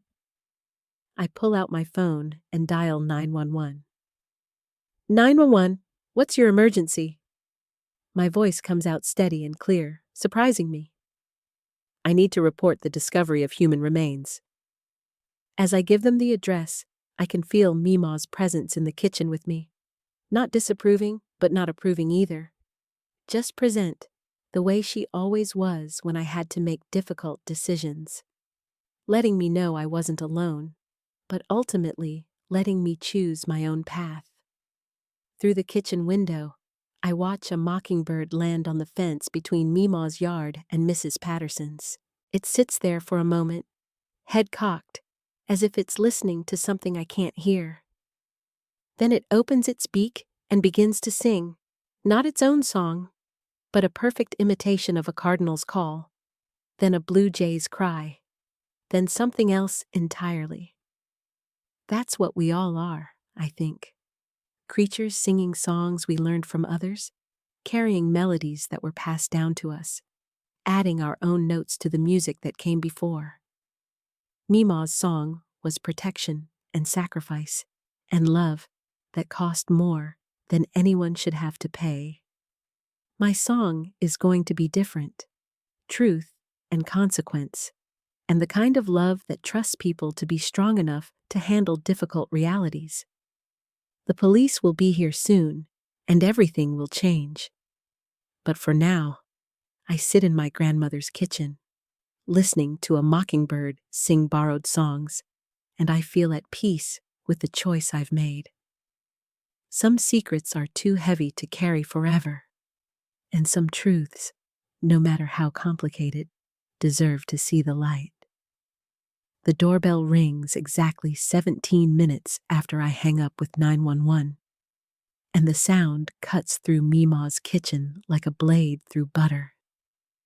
My hands are shaking as I wipe them on the dish towel hanging by the sink, the one embroidered with "Bless this mess" in faded blue thread that Keisha made in home economics when she was 14. I can hear car doors slamming outside, voices conferring in low tones, the crackle of radio static. Through the lace curtains, I see 2 uniformed officers and a woman in plain clothes walking up the front path, their faces serious but not unkind. The late afternoon sun catches the gold in one officer's hair, reminds me of the way light used to dance across Mima's wedding ring when she'd gesture while telling stories. My phone buzzes. Denise again. I let it go to voicemail. The knock comes firm but respectful. 3 measured raps that echo through the living room and into the kitchen where I'm standing, frozen between the refrigerator and the table, inhaling the lingering scent of pine sol and the ghost of this morning's coffee.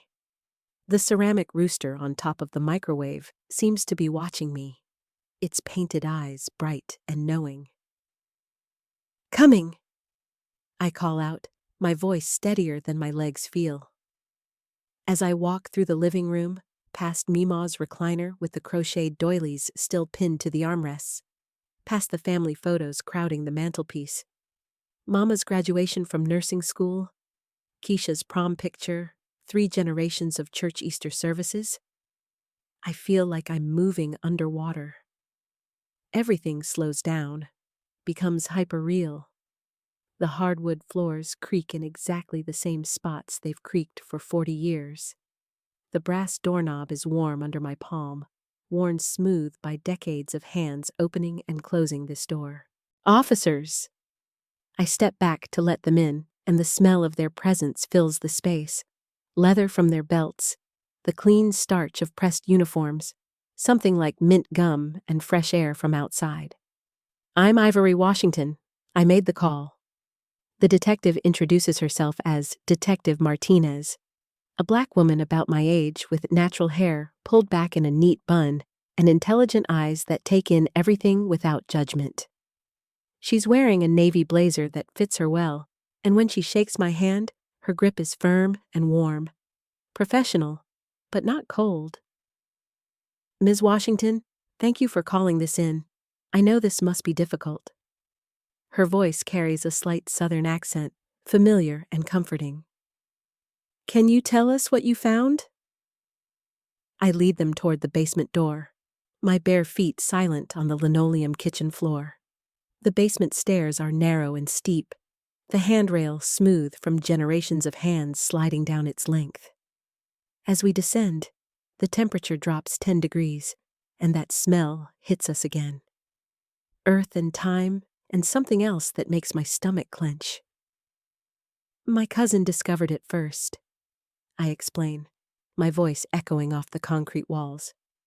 "We've been cleaning the house out. Mima, my grandmother, passed 3 months ago. The basement looks different with strangers in it, smaller somehow, less ominous but more real."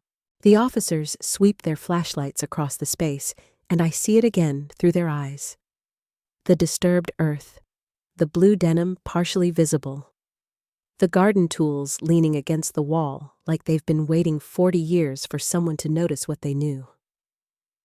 Detective Martinez kneels beside the area where the fabric shows through the soil.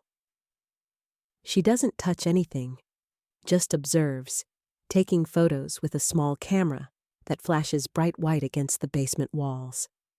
The light illuminates everything in stark detail. The water stains on the concrete, the cobwebs in the corners, the careful way the dirt has been smoothed over and forgotten. "Ma'am, we're going to need to call in our crime scene team," she says, standing and brushing dust from her knees. "This area will need to be cordoned off and properly excavated. How long has your grandmother been deceased?" 3 months and 2 weeks. The words taste like communion wine in my mouth, sweet and bitter at the same time. She was 87, passed peacefully in her sleep. And you've been cleaning out the house since then? On and off. Mama, my mother, wants to sell it. Keisha, that's my daughter, she's been helping. And Denise, my cousin. She's the one who... I gesture toward the disturbed earth.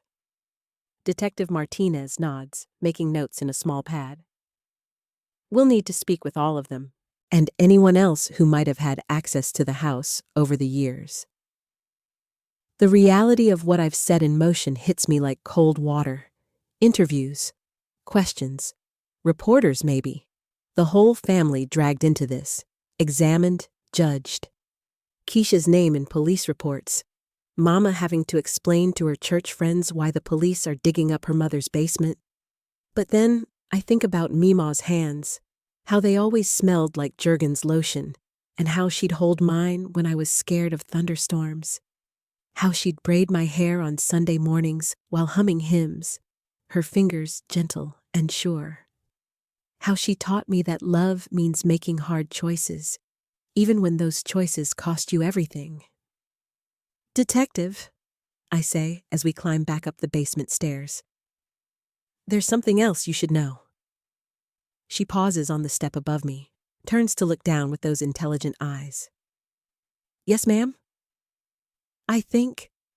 We think, my grandmother might have known about this. About what's down there? The words hang in the kitchen air between us, heavy as the scent of the African violet still blooming on the windowsill. Detective Martinez doesn't react with shock or judgment, just nods slowly, like she's heard similar stories before. What makes you think that? I tell her about the garden tools, about how the dirt looked deliberately smoothed, about the way that corner of the basement was always off limits when we were children. I don't tell her about Denise, about what might have happened here 40 years ago, about the complex mathematics of protection and love and impossible choices. Not yet. That's Denise's story to tell when she's ready. But Detective Martinez is smart. I can see her putting pieces together, understanding the weight of what silence can carry, the way families hold secrets like they hold each other, tightly, protectively, sometimes too long. Ms. Washington, she says gently, I want you to know that we understand these situations are complicated. Our job is to find out what happened and give this person a proper identification and burial. We're not here to judge your family or your grandmother. The kindness in her voice breaks something open in my chest. Tears I didn't know I was holding back start sliding down my cheeks, warm and salty. I taste grief and relief and fear all mixed together on my tongue. She was a good woman, I whisper. Whatever happened, whatever she did or didn't do, she was the best woman I knew. She held this family together through everything. Poverty, racism, my daddy leaving, Mama's drinking years, all of it. She never let us go hungry, never let us feel unloved, never let us believe we were less than anybody else. I believe that, Detective Martinez says. And nothing we find down there is going to change the love you had for her or the love she had for you. Outside, I can hear more vehicles arriving. The crime scene team, probably. Soon, Mima's quiet street will be full of official cars and yellow tape, and neighbors standing on their porches, wondering what kind of secrets the Washington family has been keeping all these years. My phone rings. Mama. Ivory, honey, Mrs. Patterson just called me. She says there are police cars in front of Mima's house. What's happening? I look at Detective Martinez, who nods encouragingly. Mama, I called them about what we found in the basement. They're here now. The silence on the other end of the line stretches so long, I think the call might have dropped. Then I hear Mama breathing, deep and shaky. Oh, baby. Oh, my sweet girl. Are you okay? Are you there by yourself? I'm okay. The detective is very nice. They understand this is complicated. I'm coming over there right now. Mama, you don't have to. Yes, I do. That's my mother's house, and that's my daughter dealing with this alone. I'm coming. After she hangs up, I sit at Mima's kitchen table and watch through the window as the crime scene team sets up their equipment. They work quietly, efficiently, with the kind of reverence that tells me they've done this before, that they understand they're not just processing evidence, but uncovering someone's story, someone's ending. Detective Martinez sits across from me, her notebook open, waiting patiently while I gather my thoughts. Can I ask you something? I say, of course. In your experience, when something like this happens, when someone's been missing for a long time and family finally calls it in, what's the outcome? She considers this carefully. Every case is different, but I can tell you that families who come forward, who make the call like you did today, they're usually motivated by love, by wanting to do right, even when it's hard. That matters. What about my grandmother? If the investigation shows she was involved somehow? Ms. Washington, your grandmother has been deceased for over 3 months. Whatever happened here, whatever her involvement might have been, she's beyond earthly consequences now. Our job is to find the truth and give this person's family closure. Your job is to take care of yourself and your family. The truth of this settles into my bones like warmth from a heating pad. Mima is beyond consequences now, beyond judgment, beyond anything except the love we carry for her and the lessons she taught us about strength and sacrifice and protecting the people you love. Through the kitchen window, I see Mama's car pulling up behind the police vehicles. She gets out slowly, her movements careful and deliberate, like she's walking into church. She's changed clothes since this morning, put on her good navy dress and her pearl earrings, the ones Mima gave her for her 50th birthday. Armor for difficult conversations. Keisha's car is right behind hers. My baby girl jumps out and runs to her grandmother, takes Mama's arm like she's escorting her down the aisle. Even from here, I can see the worry on Keisha's face, the way she keeps glancing at the police cars and the yellow tape being strung across the basement windows. They walk up the front path together, past the rose bushes Mima planted when she first moved into this house, past the front porch where 3 generations of our family have shelled peas and braided hair and solved the world's problems over glasses of iced tea. When they come through the front door, Mama heads straight for me, her arms already open. She smells like White Shoulder's perfume and the lavender soap she keeps in her linen closet, familiar and comforting. When she hugs me, I feel 5 years old again, safe and protected and loved beyond measure. My brave girl, she whispers into my hair. My strong, brave girl. Keisha wraps her arms around both of us, and for a moment we stand there in Mima's kitchen. 3 generations of Washington women holding each other up the way we always have, the way Mima taught us to. What happens now? Keisha asks. Detective Martinez explains the process, the excavation, the identification procedures, the investigation that will follow. She's gentle but thorough, answering all our questions with patience and respect. As she talks, I find myself looking around Mima's kitchen one more time, taking inventory of all the small details that make this place home. The wooden spoon rests shaped like a watermelon. The calendar from Mount Olive Baptist Church, still turned to April, the month Mima died. The small ceramic jar where she kept her spare buttons, each one a tiny memory of a dress mended, a shirt saved, a family held together with thread and love and determination. This house has kept our family's secrets for 40 years. Now it's time to let them go, to trust that we're strong enough to handle whatever truth emerges from the basement, whatever consequences follow. Outside, the mockingbird is still singing, cycling through its repertoire of borrowed songs. cardinals and blue jays and wrens, each call perfect and practiced. It occurs to me that maybe that's what we're all doing, singing the songs we learned from the people who came before us, adding our own notes to the melody, passing it on to the next generation with whatever wisdom we've managed to gather along the way. Mima's song was protection and sacrifice. My song is going to be truth and trust, and the belief that love is strong enough to survive even the most difficult revelations. I squeeze Mama's hand and Keisha's hand, feeling the chain of connection that links us all the way back to Mima and forward to whatever comes next. Some secrets are too heavy to carry forever, but some families are strong enough to carry the truth, no matter how complicated it might be. And some love is deep enough to survive anything, even the discovery that the people we love most are more complicated and more human than we ever imagined.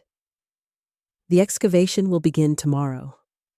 Tonight, we'll go home and call Denise and Aunt Ruby and all the rest of the family, and we'll tell them what's happening. We'll hold each other up through the difficult conversations and the media attention and whatever revelations emerge from the earth beneath Mima's basement floor.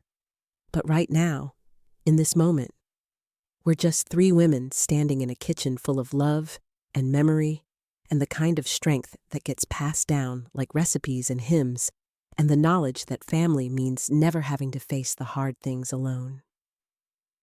The next morning comes too early, wrapped in fog that clings to Mima's windows like breath on glass.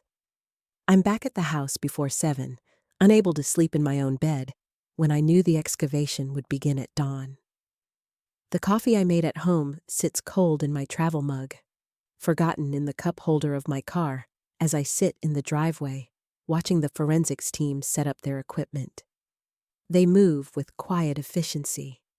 These strangers who will unearth 40 years of buried secrets. White tents and tarps, metal detectors and cameras, tools I don't recognize but can guess their purpose.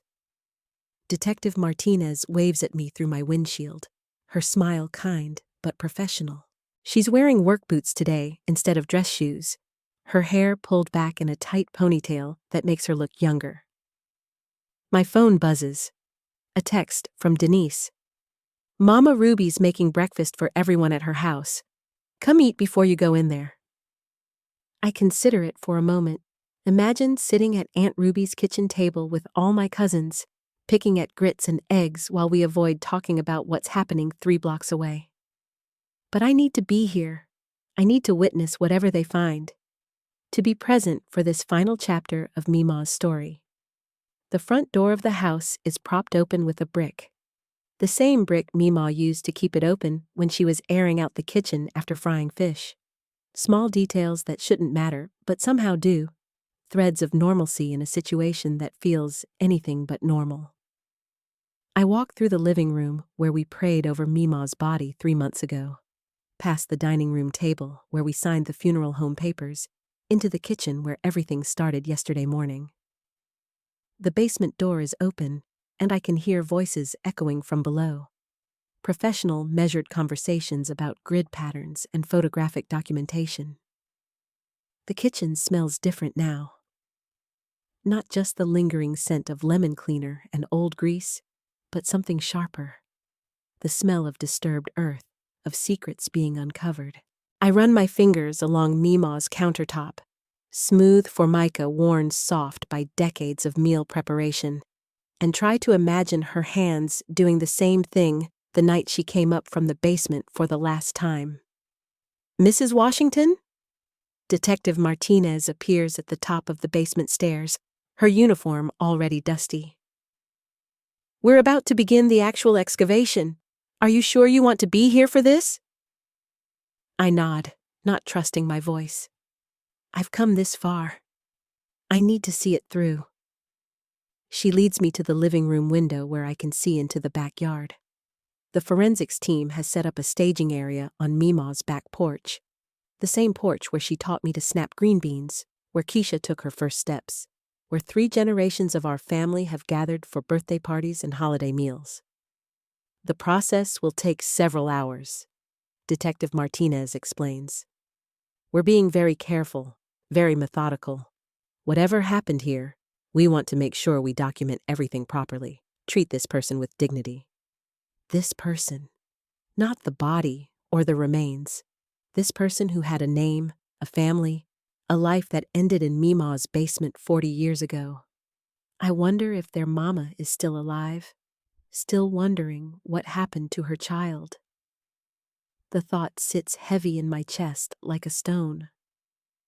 Through the window, I watch the team work. They've removed the concrete carefully, piece by piece, revealing dark earth underneath. The soil is different here, darker, richer. Like Mima's garden beds, where she grew the tomatoes that won prizes at the county fair every summer. Mama arrives at 8:30, carrying a thermos of coffee and a paper bag that smells like cinnamon rolls from the bakery on Main Street. She's wearing her gardening clothes, old jeans and a faded Mount Olive Baptist Church t-shirt, like she's preparing to get her hands dirty. Figured you'd need some real food, she says, setting the bag on Mima's kitchen table. Ruby wanted to come, but I told her one of us was enough for now. We sit together at the table where Mima taught me to play spades, where she helped Keisha with her homework, where she counted out her pills every Sunday night in small glass dishes. The cinnamon rolls are still warm, sweet, and sticky, but they taste like sawdust in my mouth. You remember when you were little? Mama says suddenly. How you used to hide under this table when you were scared? I do remember. Thunderstorms mostly, and once when Daddy raised his voice at Mama and I thought they were going to fight. I'd crawl under the table and press my back against the center support beam, feeling safe in that small, enclosed space.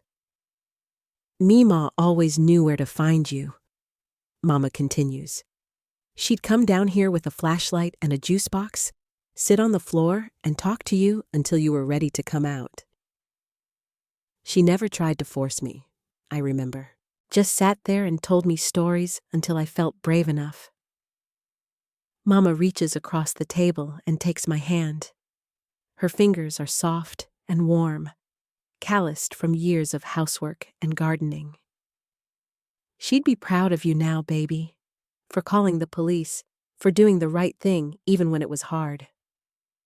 From the basement, I hear one of the technicians call out, "We've got something here." My stomach drops like a stone thrown in deep water. Mama squeezes my hand tighter, and we both stand up, moving toward the window without discussing it. Detective Martinez appears in the backyard, talking into her radio. Her voice is too low for us to hear, but her posture tells me everything. Straight shoulders, careful movements, the kind of controlled energy that comes when theory becomes reality. A few minutes later, she comes inside, her expression serious but not unkind. "We've found human remains," she says simply. "Based on the position and the circumstances, we believe this person was buried here intentionally, not just disposed of. The body was wrapped in fabric, looks like it might have been a quilt or blanket, and positioned carefully. There are also some personal effects we'll need to catalog and analyze." Personal effects. Jewelry, maybe, or clothing that might help identify this person. I think about the blue denim I glimpsed yesterday. Wonder if it was a favorite shirt, a pair of jeans worn soft with washing. "How long before you know who it is?" Mama asks. "That depends on several factors," Detective Martinez explains. "Dental records, if we can find them. DNA analysis, if we have family members to compare against. The personal effects might help us narrow down a time frame and identity." She pauses, glances between Mama and me. I have to ask, did either of you ever hear your grandmother or anyone else in the family mention someone going missing? Someone who might have had reason to be in this house? Mama and I look at each other. I can see her thinking, sifting through decades of family stories and neighborhood gossip. "There was a man," Mama says slowly. This would have been, early 80s maybe? Clarence Williams. He lived over on Elm Street, few blocks from here. Folks said he just up and left town one day, but his sister never believed it. Said he wouldn't have left without telling her. Detective Martinez makes notes. Do you remember anything else about him? What he looked like? What kind of person he was? Mama's face goes carefully neutral, the way it does when she's choosing her words with extra care. He had a reputation for bothering women, following them home from work, showing up places he wasn't wanted. More than one family had to tell him to stay away from their daughters. The implication hangs in the air like smoke from a grease fire. I think about Meemaw, a widow living alone with a teenage daughter. I think about Mama at 16, 17, walking home from her job at the Five and Dime. I think about a man who wouldn't take no for an answer, who pushed and pushed until he pushed too far. We'll look into Mr. Williams, Detective Martinez says. See if we can locate dental records, find family members who might be willing to provide DNA samples. She leaves us alone in the kitchen while she goes back outside to supervise the excavation. Through the window, I watch them work with brushes and small tools now, treating each bone like a puzzle piece that might hold answers. Mama puts her arm around my shoulders, pulls me close. She smells like Jergens lotion and the rose-scented powder she dusts on after her bath every morning. Your grandmother was a good woman, she says quietly. Whatever happened in that basement, whatever she did or didn't do, she was protecting her family.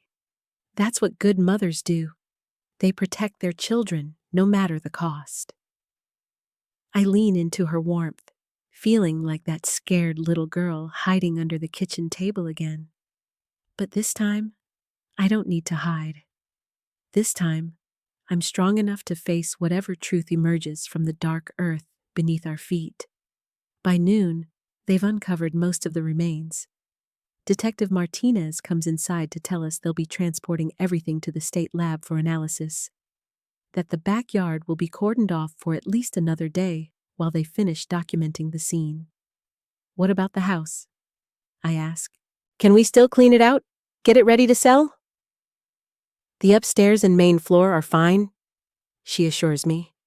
The basement will need to stay sealed for now, but you can continue with your other work.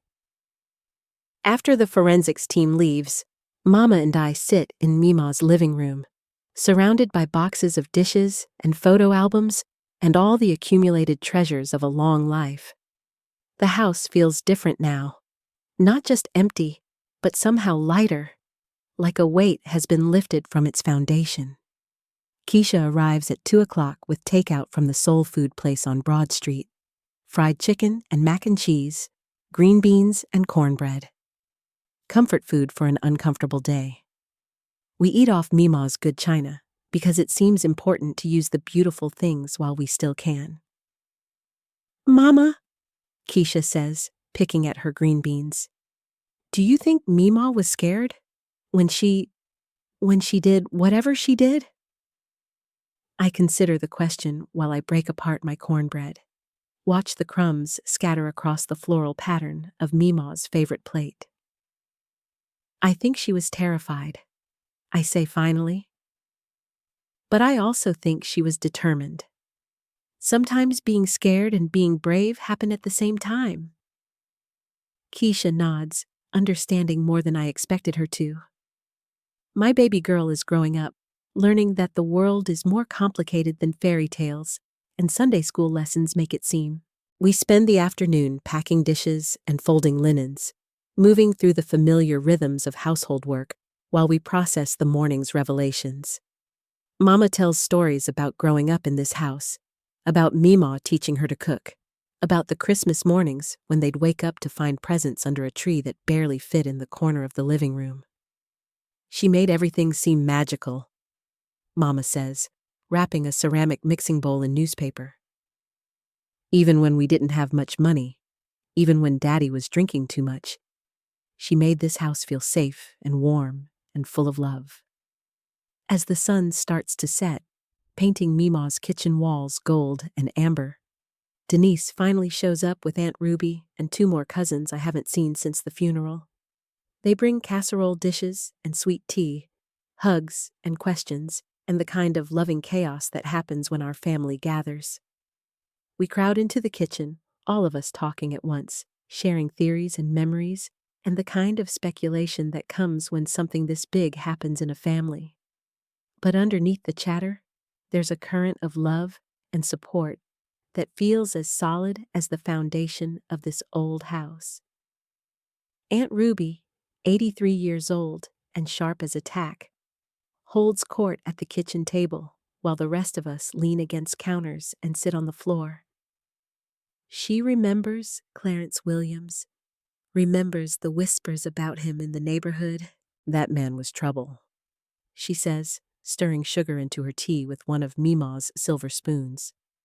Always hanging around where he wasn't wanted, making women nervous. Your grandmother wasn't the only one who had problems with him. What kind of problems? Denise asks. Aunt Ruby's expression goes careful, the way elderly women's faces do when they're deciding how much truth the younger generation can handle.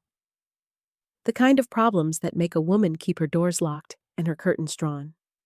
The kind of problems that make a mother walk her daughter to work every day instead of letting her go alone. The kitchen goes quiet, except for the tick of Mima's wall clock and the distant sound of evening traffic on Main Street. We're all thinking the same thing, imagining the same scenario. A man who wouldn't take no for an answer, pushing his way into this house, threatening Mama, or maybe even trying to hurt her. And Mima, fierce and protective, doing whatever she had to do to keep her child safe. She never said anything, Mama whispers. Never told me what happened. Course she didn't, Aunt Ruby says gently.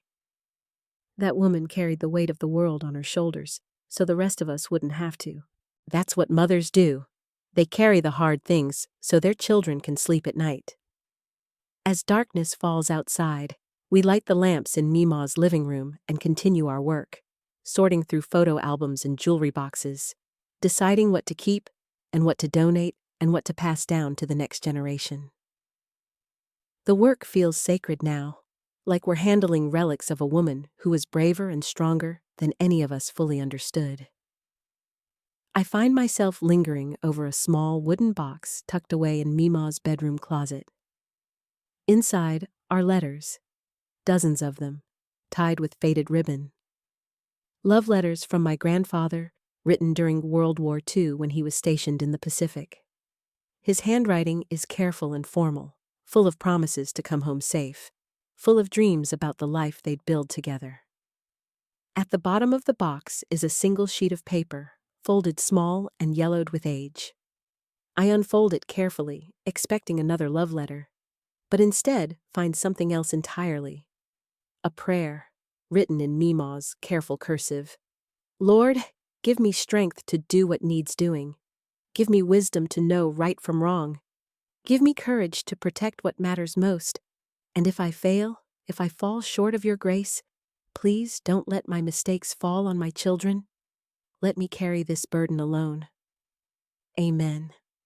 The date at the bottom is September 15th, 1983. I show the prayer to Mama, watch her eyes fill with tears as she reads it. Neither of us speaks, but we both understand. This is Mima's confession, her plea for forgiveness, her acceptance of whatever consequences her actions might bring. She was protecting you, I say, folding the paper carefully. Whatever happened that night, whatever she had to do, she was protecting her family. Mama nods, wiping her eyes with the back of her hand. I know. I wish she hadn't had to carry it alone all these years. We decide to keep the prayer, to add it to the family Bible, where Mima recorded births and deaths and all the important milestones of our lives. It belongs there, with the other sacred documents that tell the story of who we are and where we came from. By the time everyone leaves, it's past 9 o'clock. Keisha offers to stay and help me finish up, but I send her home to her own family, her own life that doesn't need to be overshadowed by 40-year-old secrets. Mama kisses my forehead before she goes, the same way Mima used to when I was small and scared. "You call me if you need anything," she says. "Anything at all." I promise I will, then stand in the doorway watching her taillights disappear down the street. The house feels enormous around me, full of shadows and memories, and the kind of silence that comes when a long story finally reaches its end. I walk through the rooms one more time, turning off lights and checking windows, saying goodbye to the place that shaped so much of who I am. In the kitchen, I pause at the basement door, now sealed with yellow tape and official notices. Somewhere below, crime scene technicians have carefully excavated the evidence of Mima's final act of protection. Tomorrow, the lab will begin their analysis. They'll piece together dental records and DNA profiles, trying to give a name to the person who's been sleeping beneath this house for 4 decades. They'll write reports and file evidence and build a case that will probably never go to trial, because the only person who could answer for what happened here died 3 months ago in a hospital bed, surrounded by the family she gave everything to protect. I think about Clarence Williams, if that's who lies beneath the basement floor. I wonder if his sister is still alive, still wondering what happened to her brother. I hope she finds peace in finally knowing, even if the truth is darker than she imagined. But mostly, I think about Mima, about the choice she made on a night in 1983, about the weight she carried alone for 40 years, about the love that was strong enough to do terrible things and wise enough to never let that darkness touch her children or grandchildren. She was human, flawed, and complicated like all of us. But she was also fierce and protective and willing to sacrifice everything for the people she loved. That's the Mima I'll remember. Not the woman who buried a body in her basement, but the woman who made sure her family was safe, no matter the cost to herself. I lock the front door and walk to my car, past the rose bushes that are already showing new growth, past the front porch where the mockingbird is singing its evening song. Tomorrow, Mama and Keisha and I will come back and continue the work of closing this chapter of our lives. We'll pack the remaining boxes and clean the remaining rooms and prepare to say goodbye to this house that held our family's secrets for so long. But tonight, I drive home to my own house, my own bed, my own dreams, and for the first time in 3 months, I sleep deeply and peacefully, no longer carrying the weight of wondering what happened in Mima's basement all those years ago. Some secrets are meant to be buried. Others are meant to be unearthed, examined in the light, and then laid to rest with dignity and understanding. Mima's secret falls into both categories: buried for 40 years to protect her family, unearthed now to give closure to another family, and finally laid to rest with the knowledge that love makes people capable of both terrible and beautiful things. The truth doesn't change how much we loved her. If anything, it makes that love deeper, more complex, more real. She wasn't perfect, but she was ours. Fierce and flawed and human and brave. And that's enough. That's more than enough. That's everything.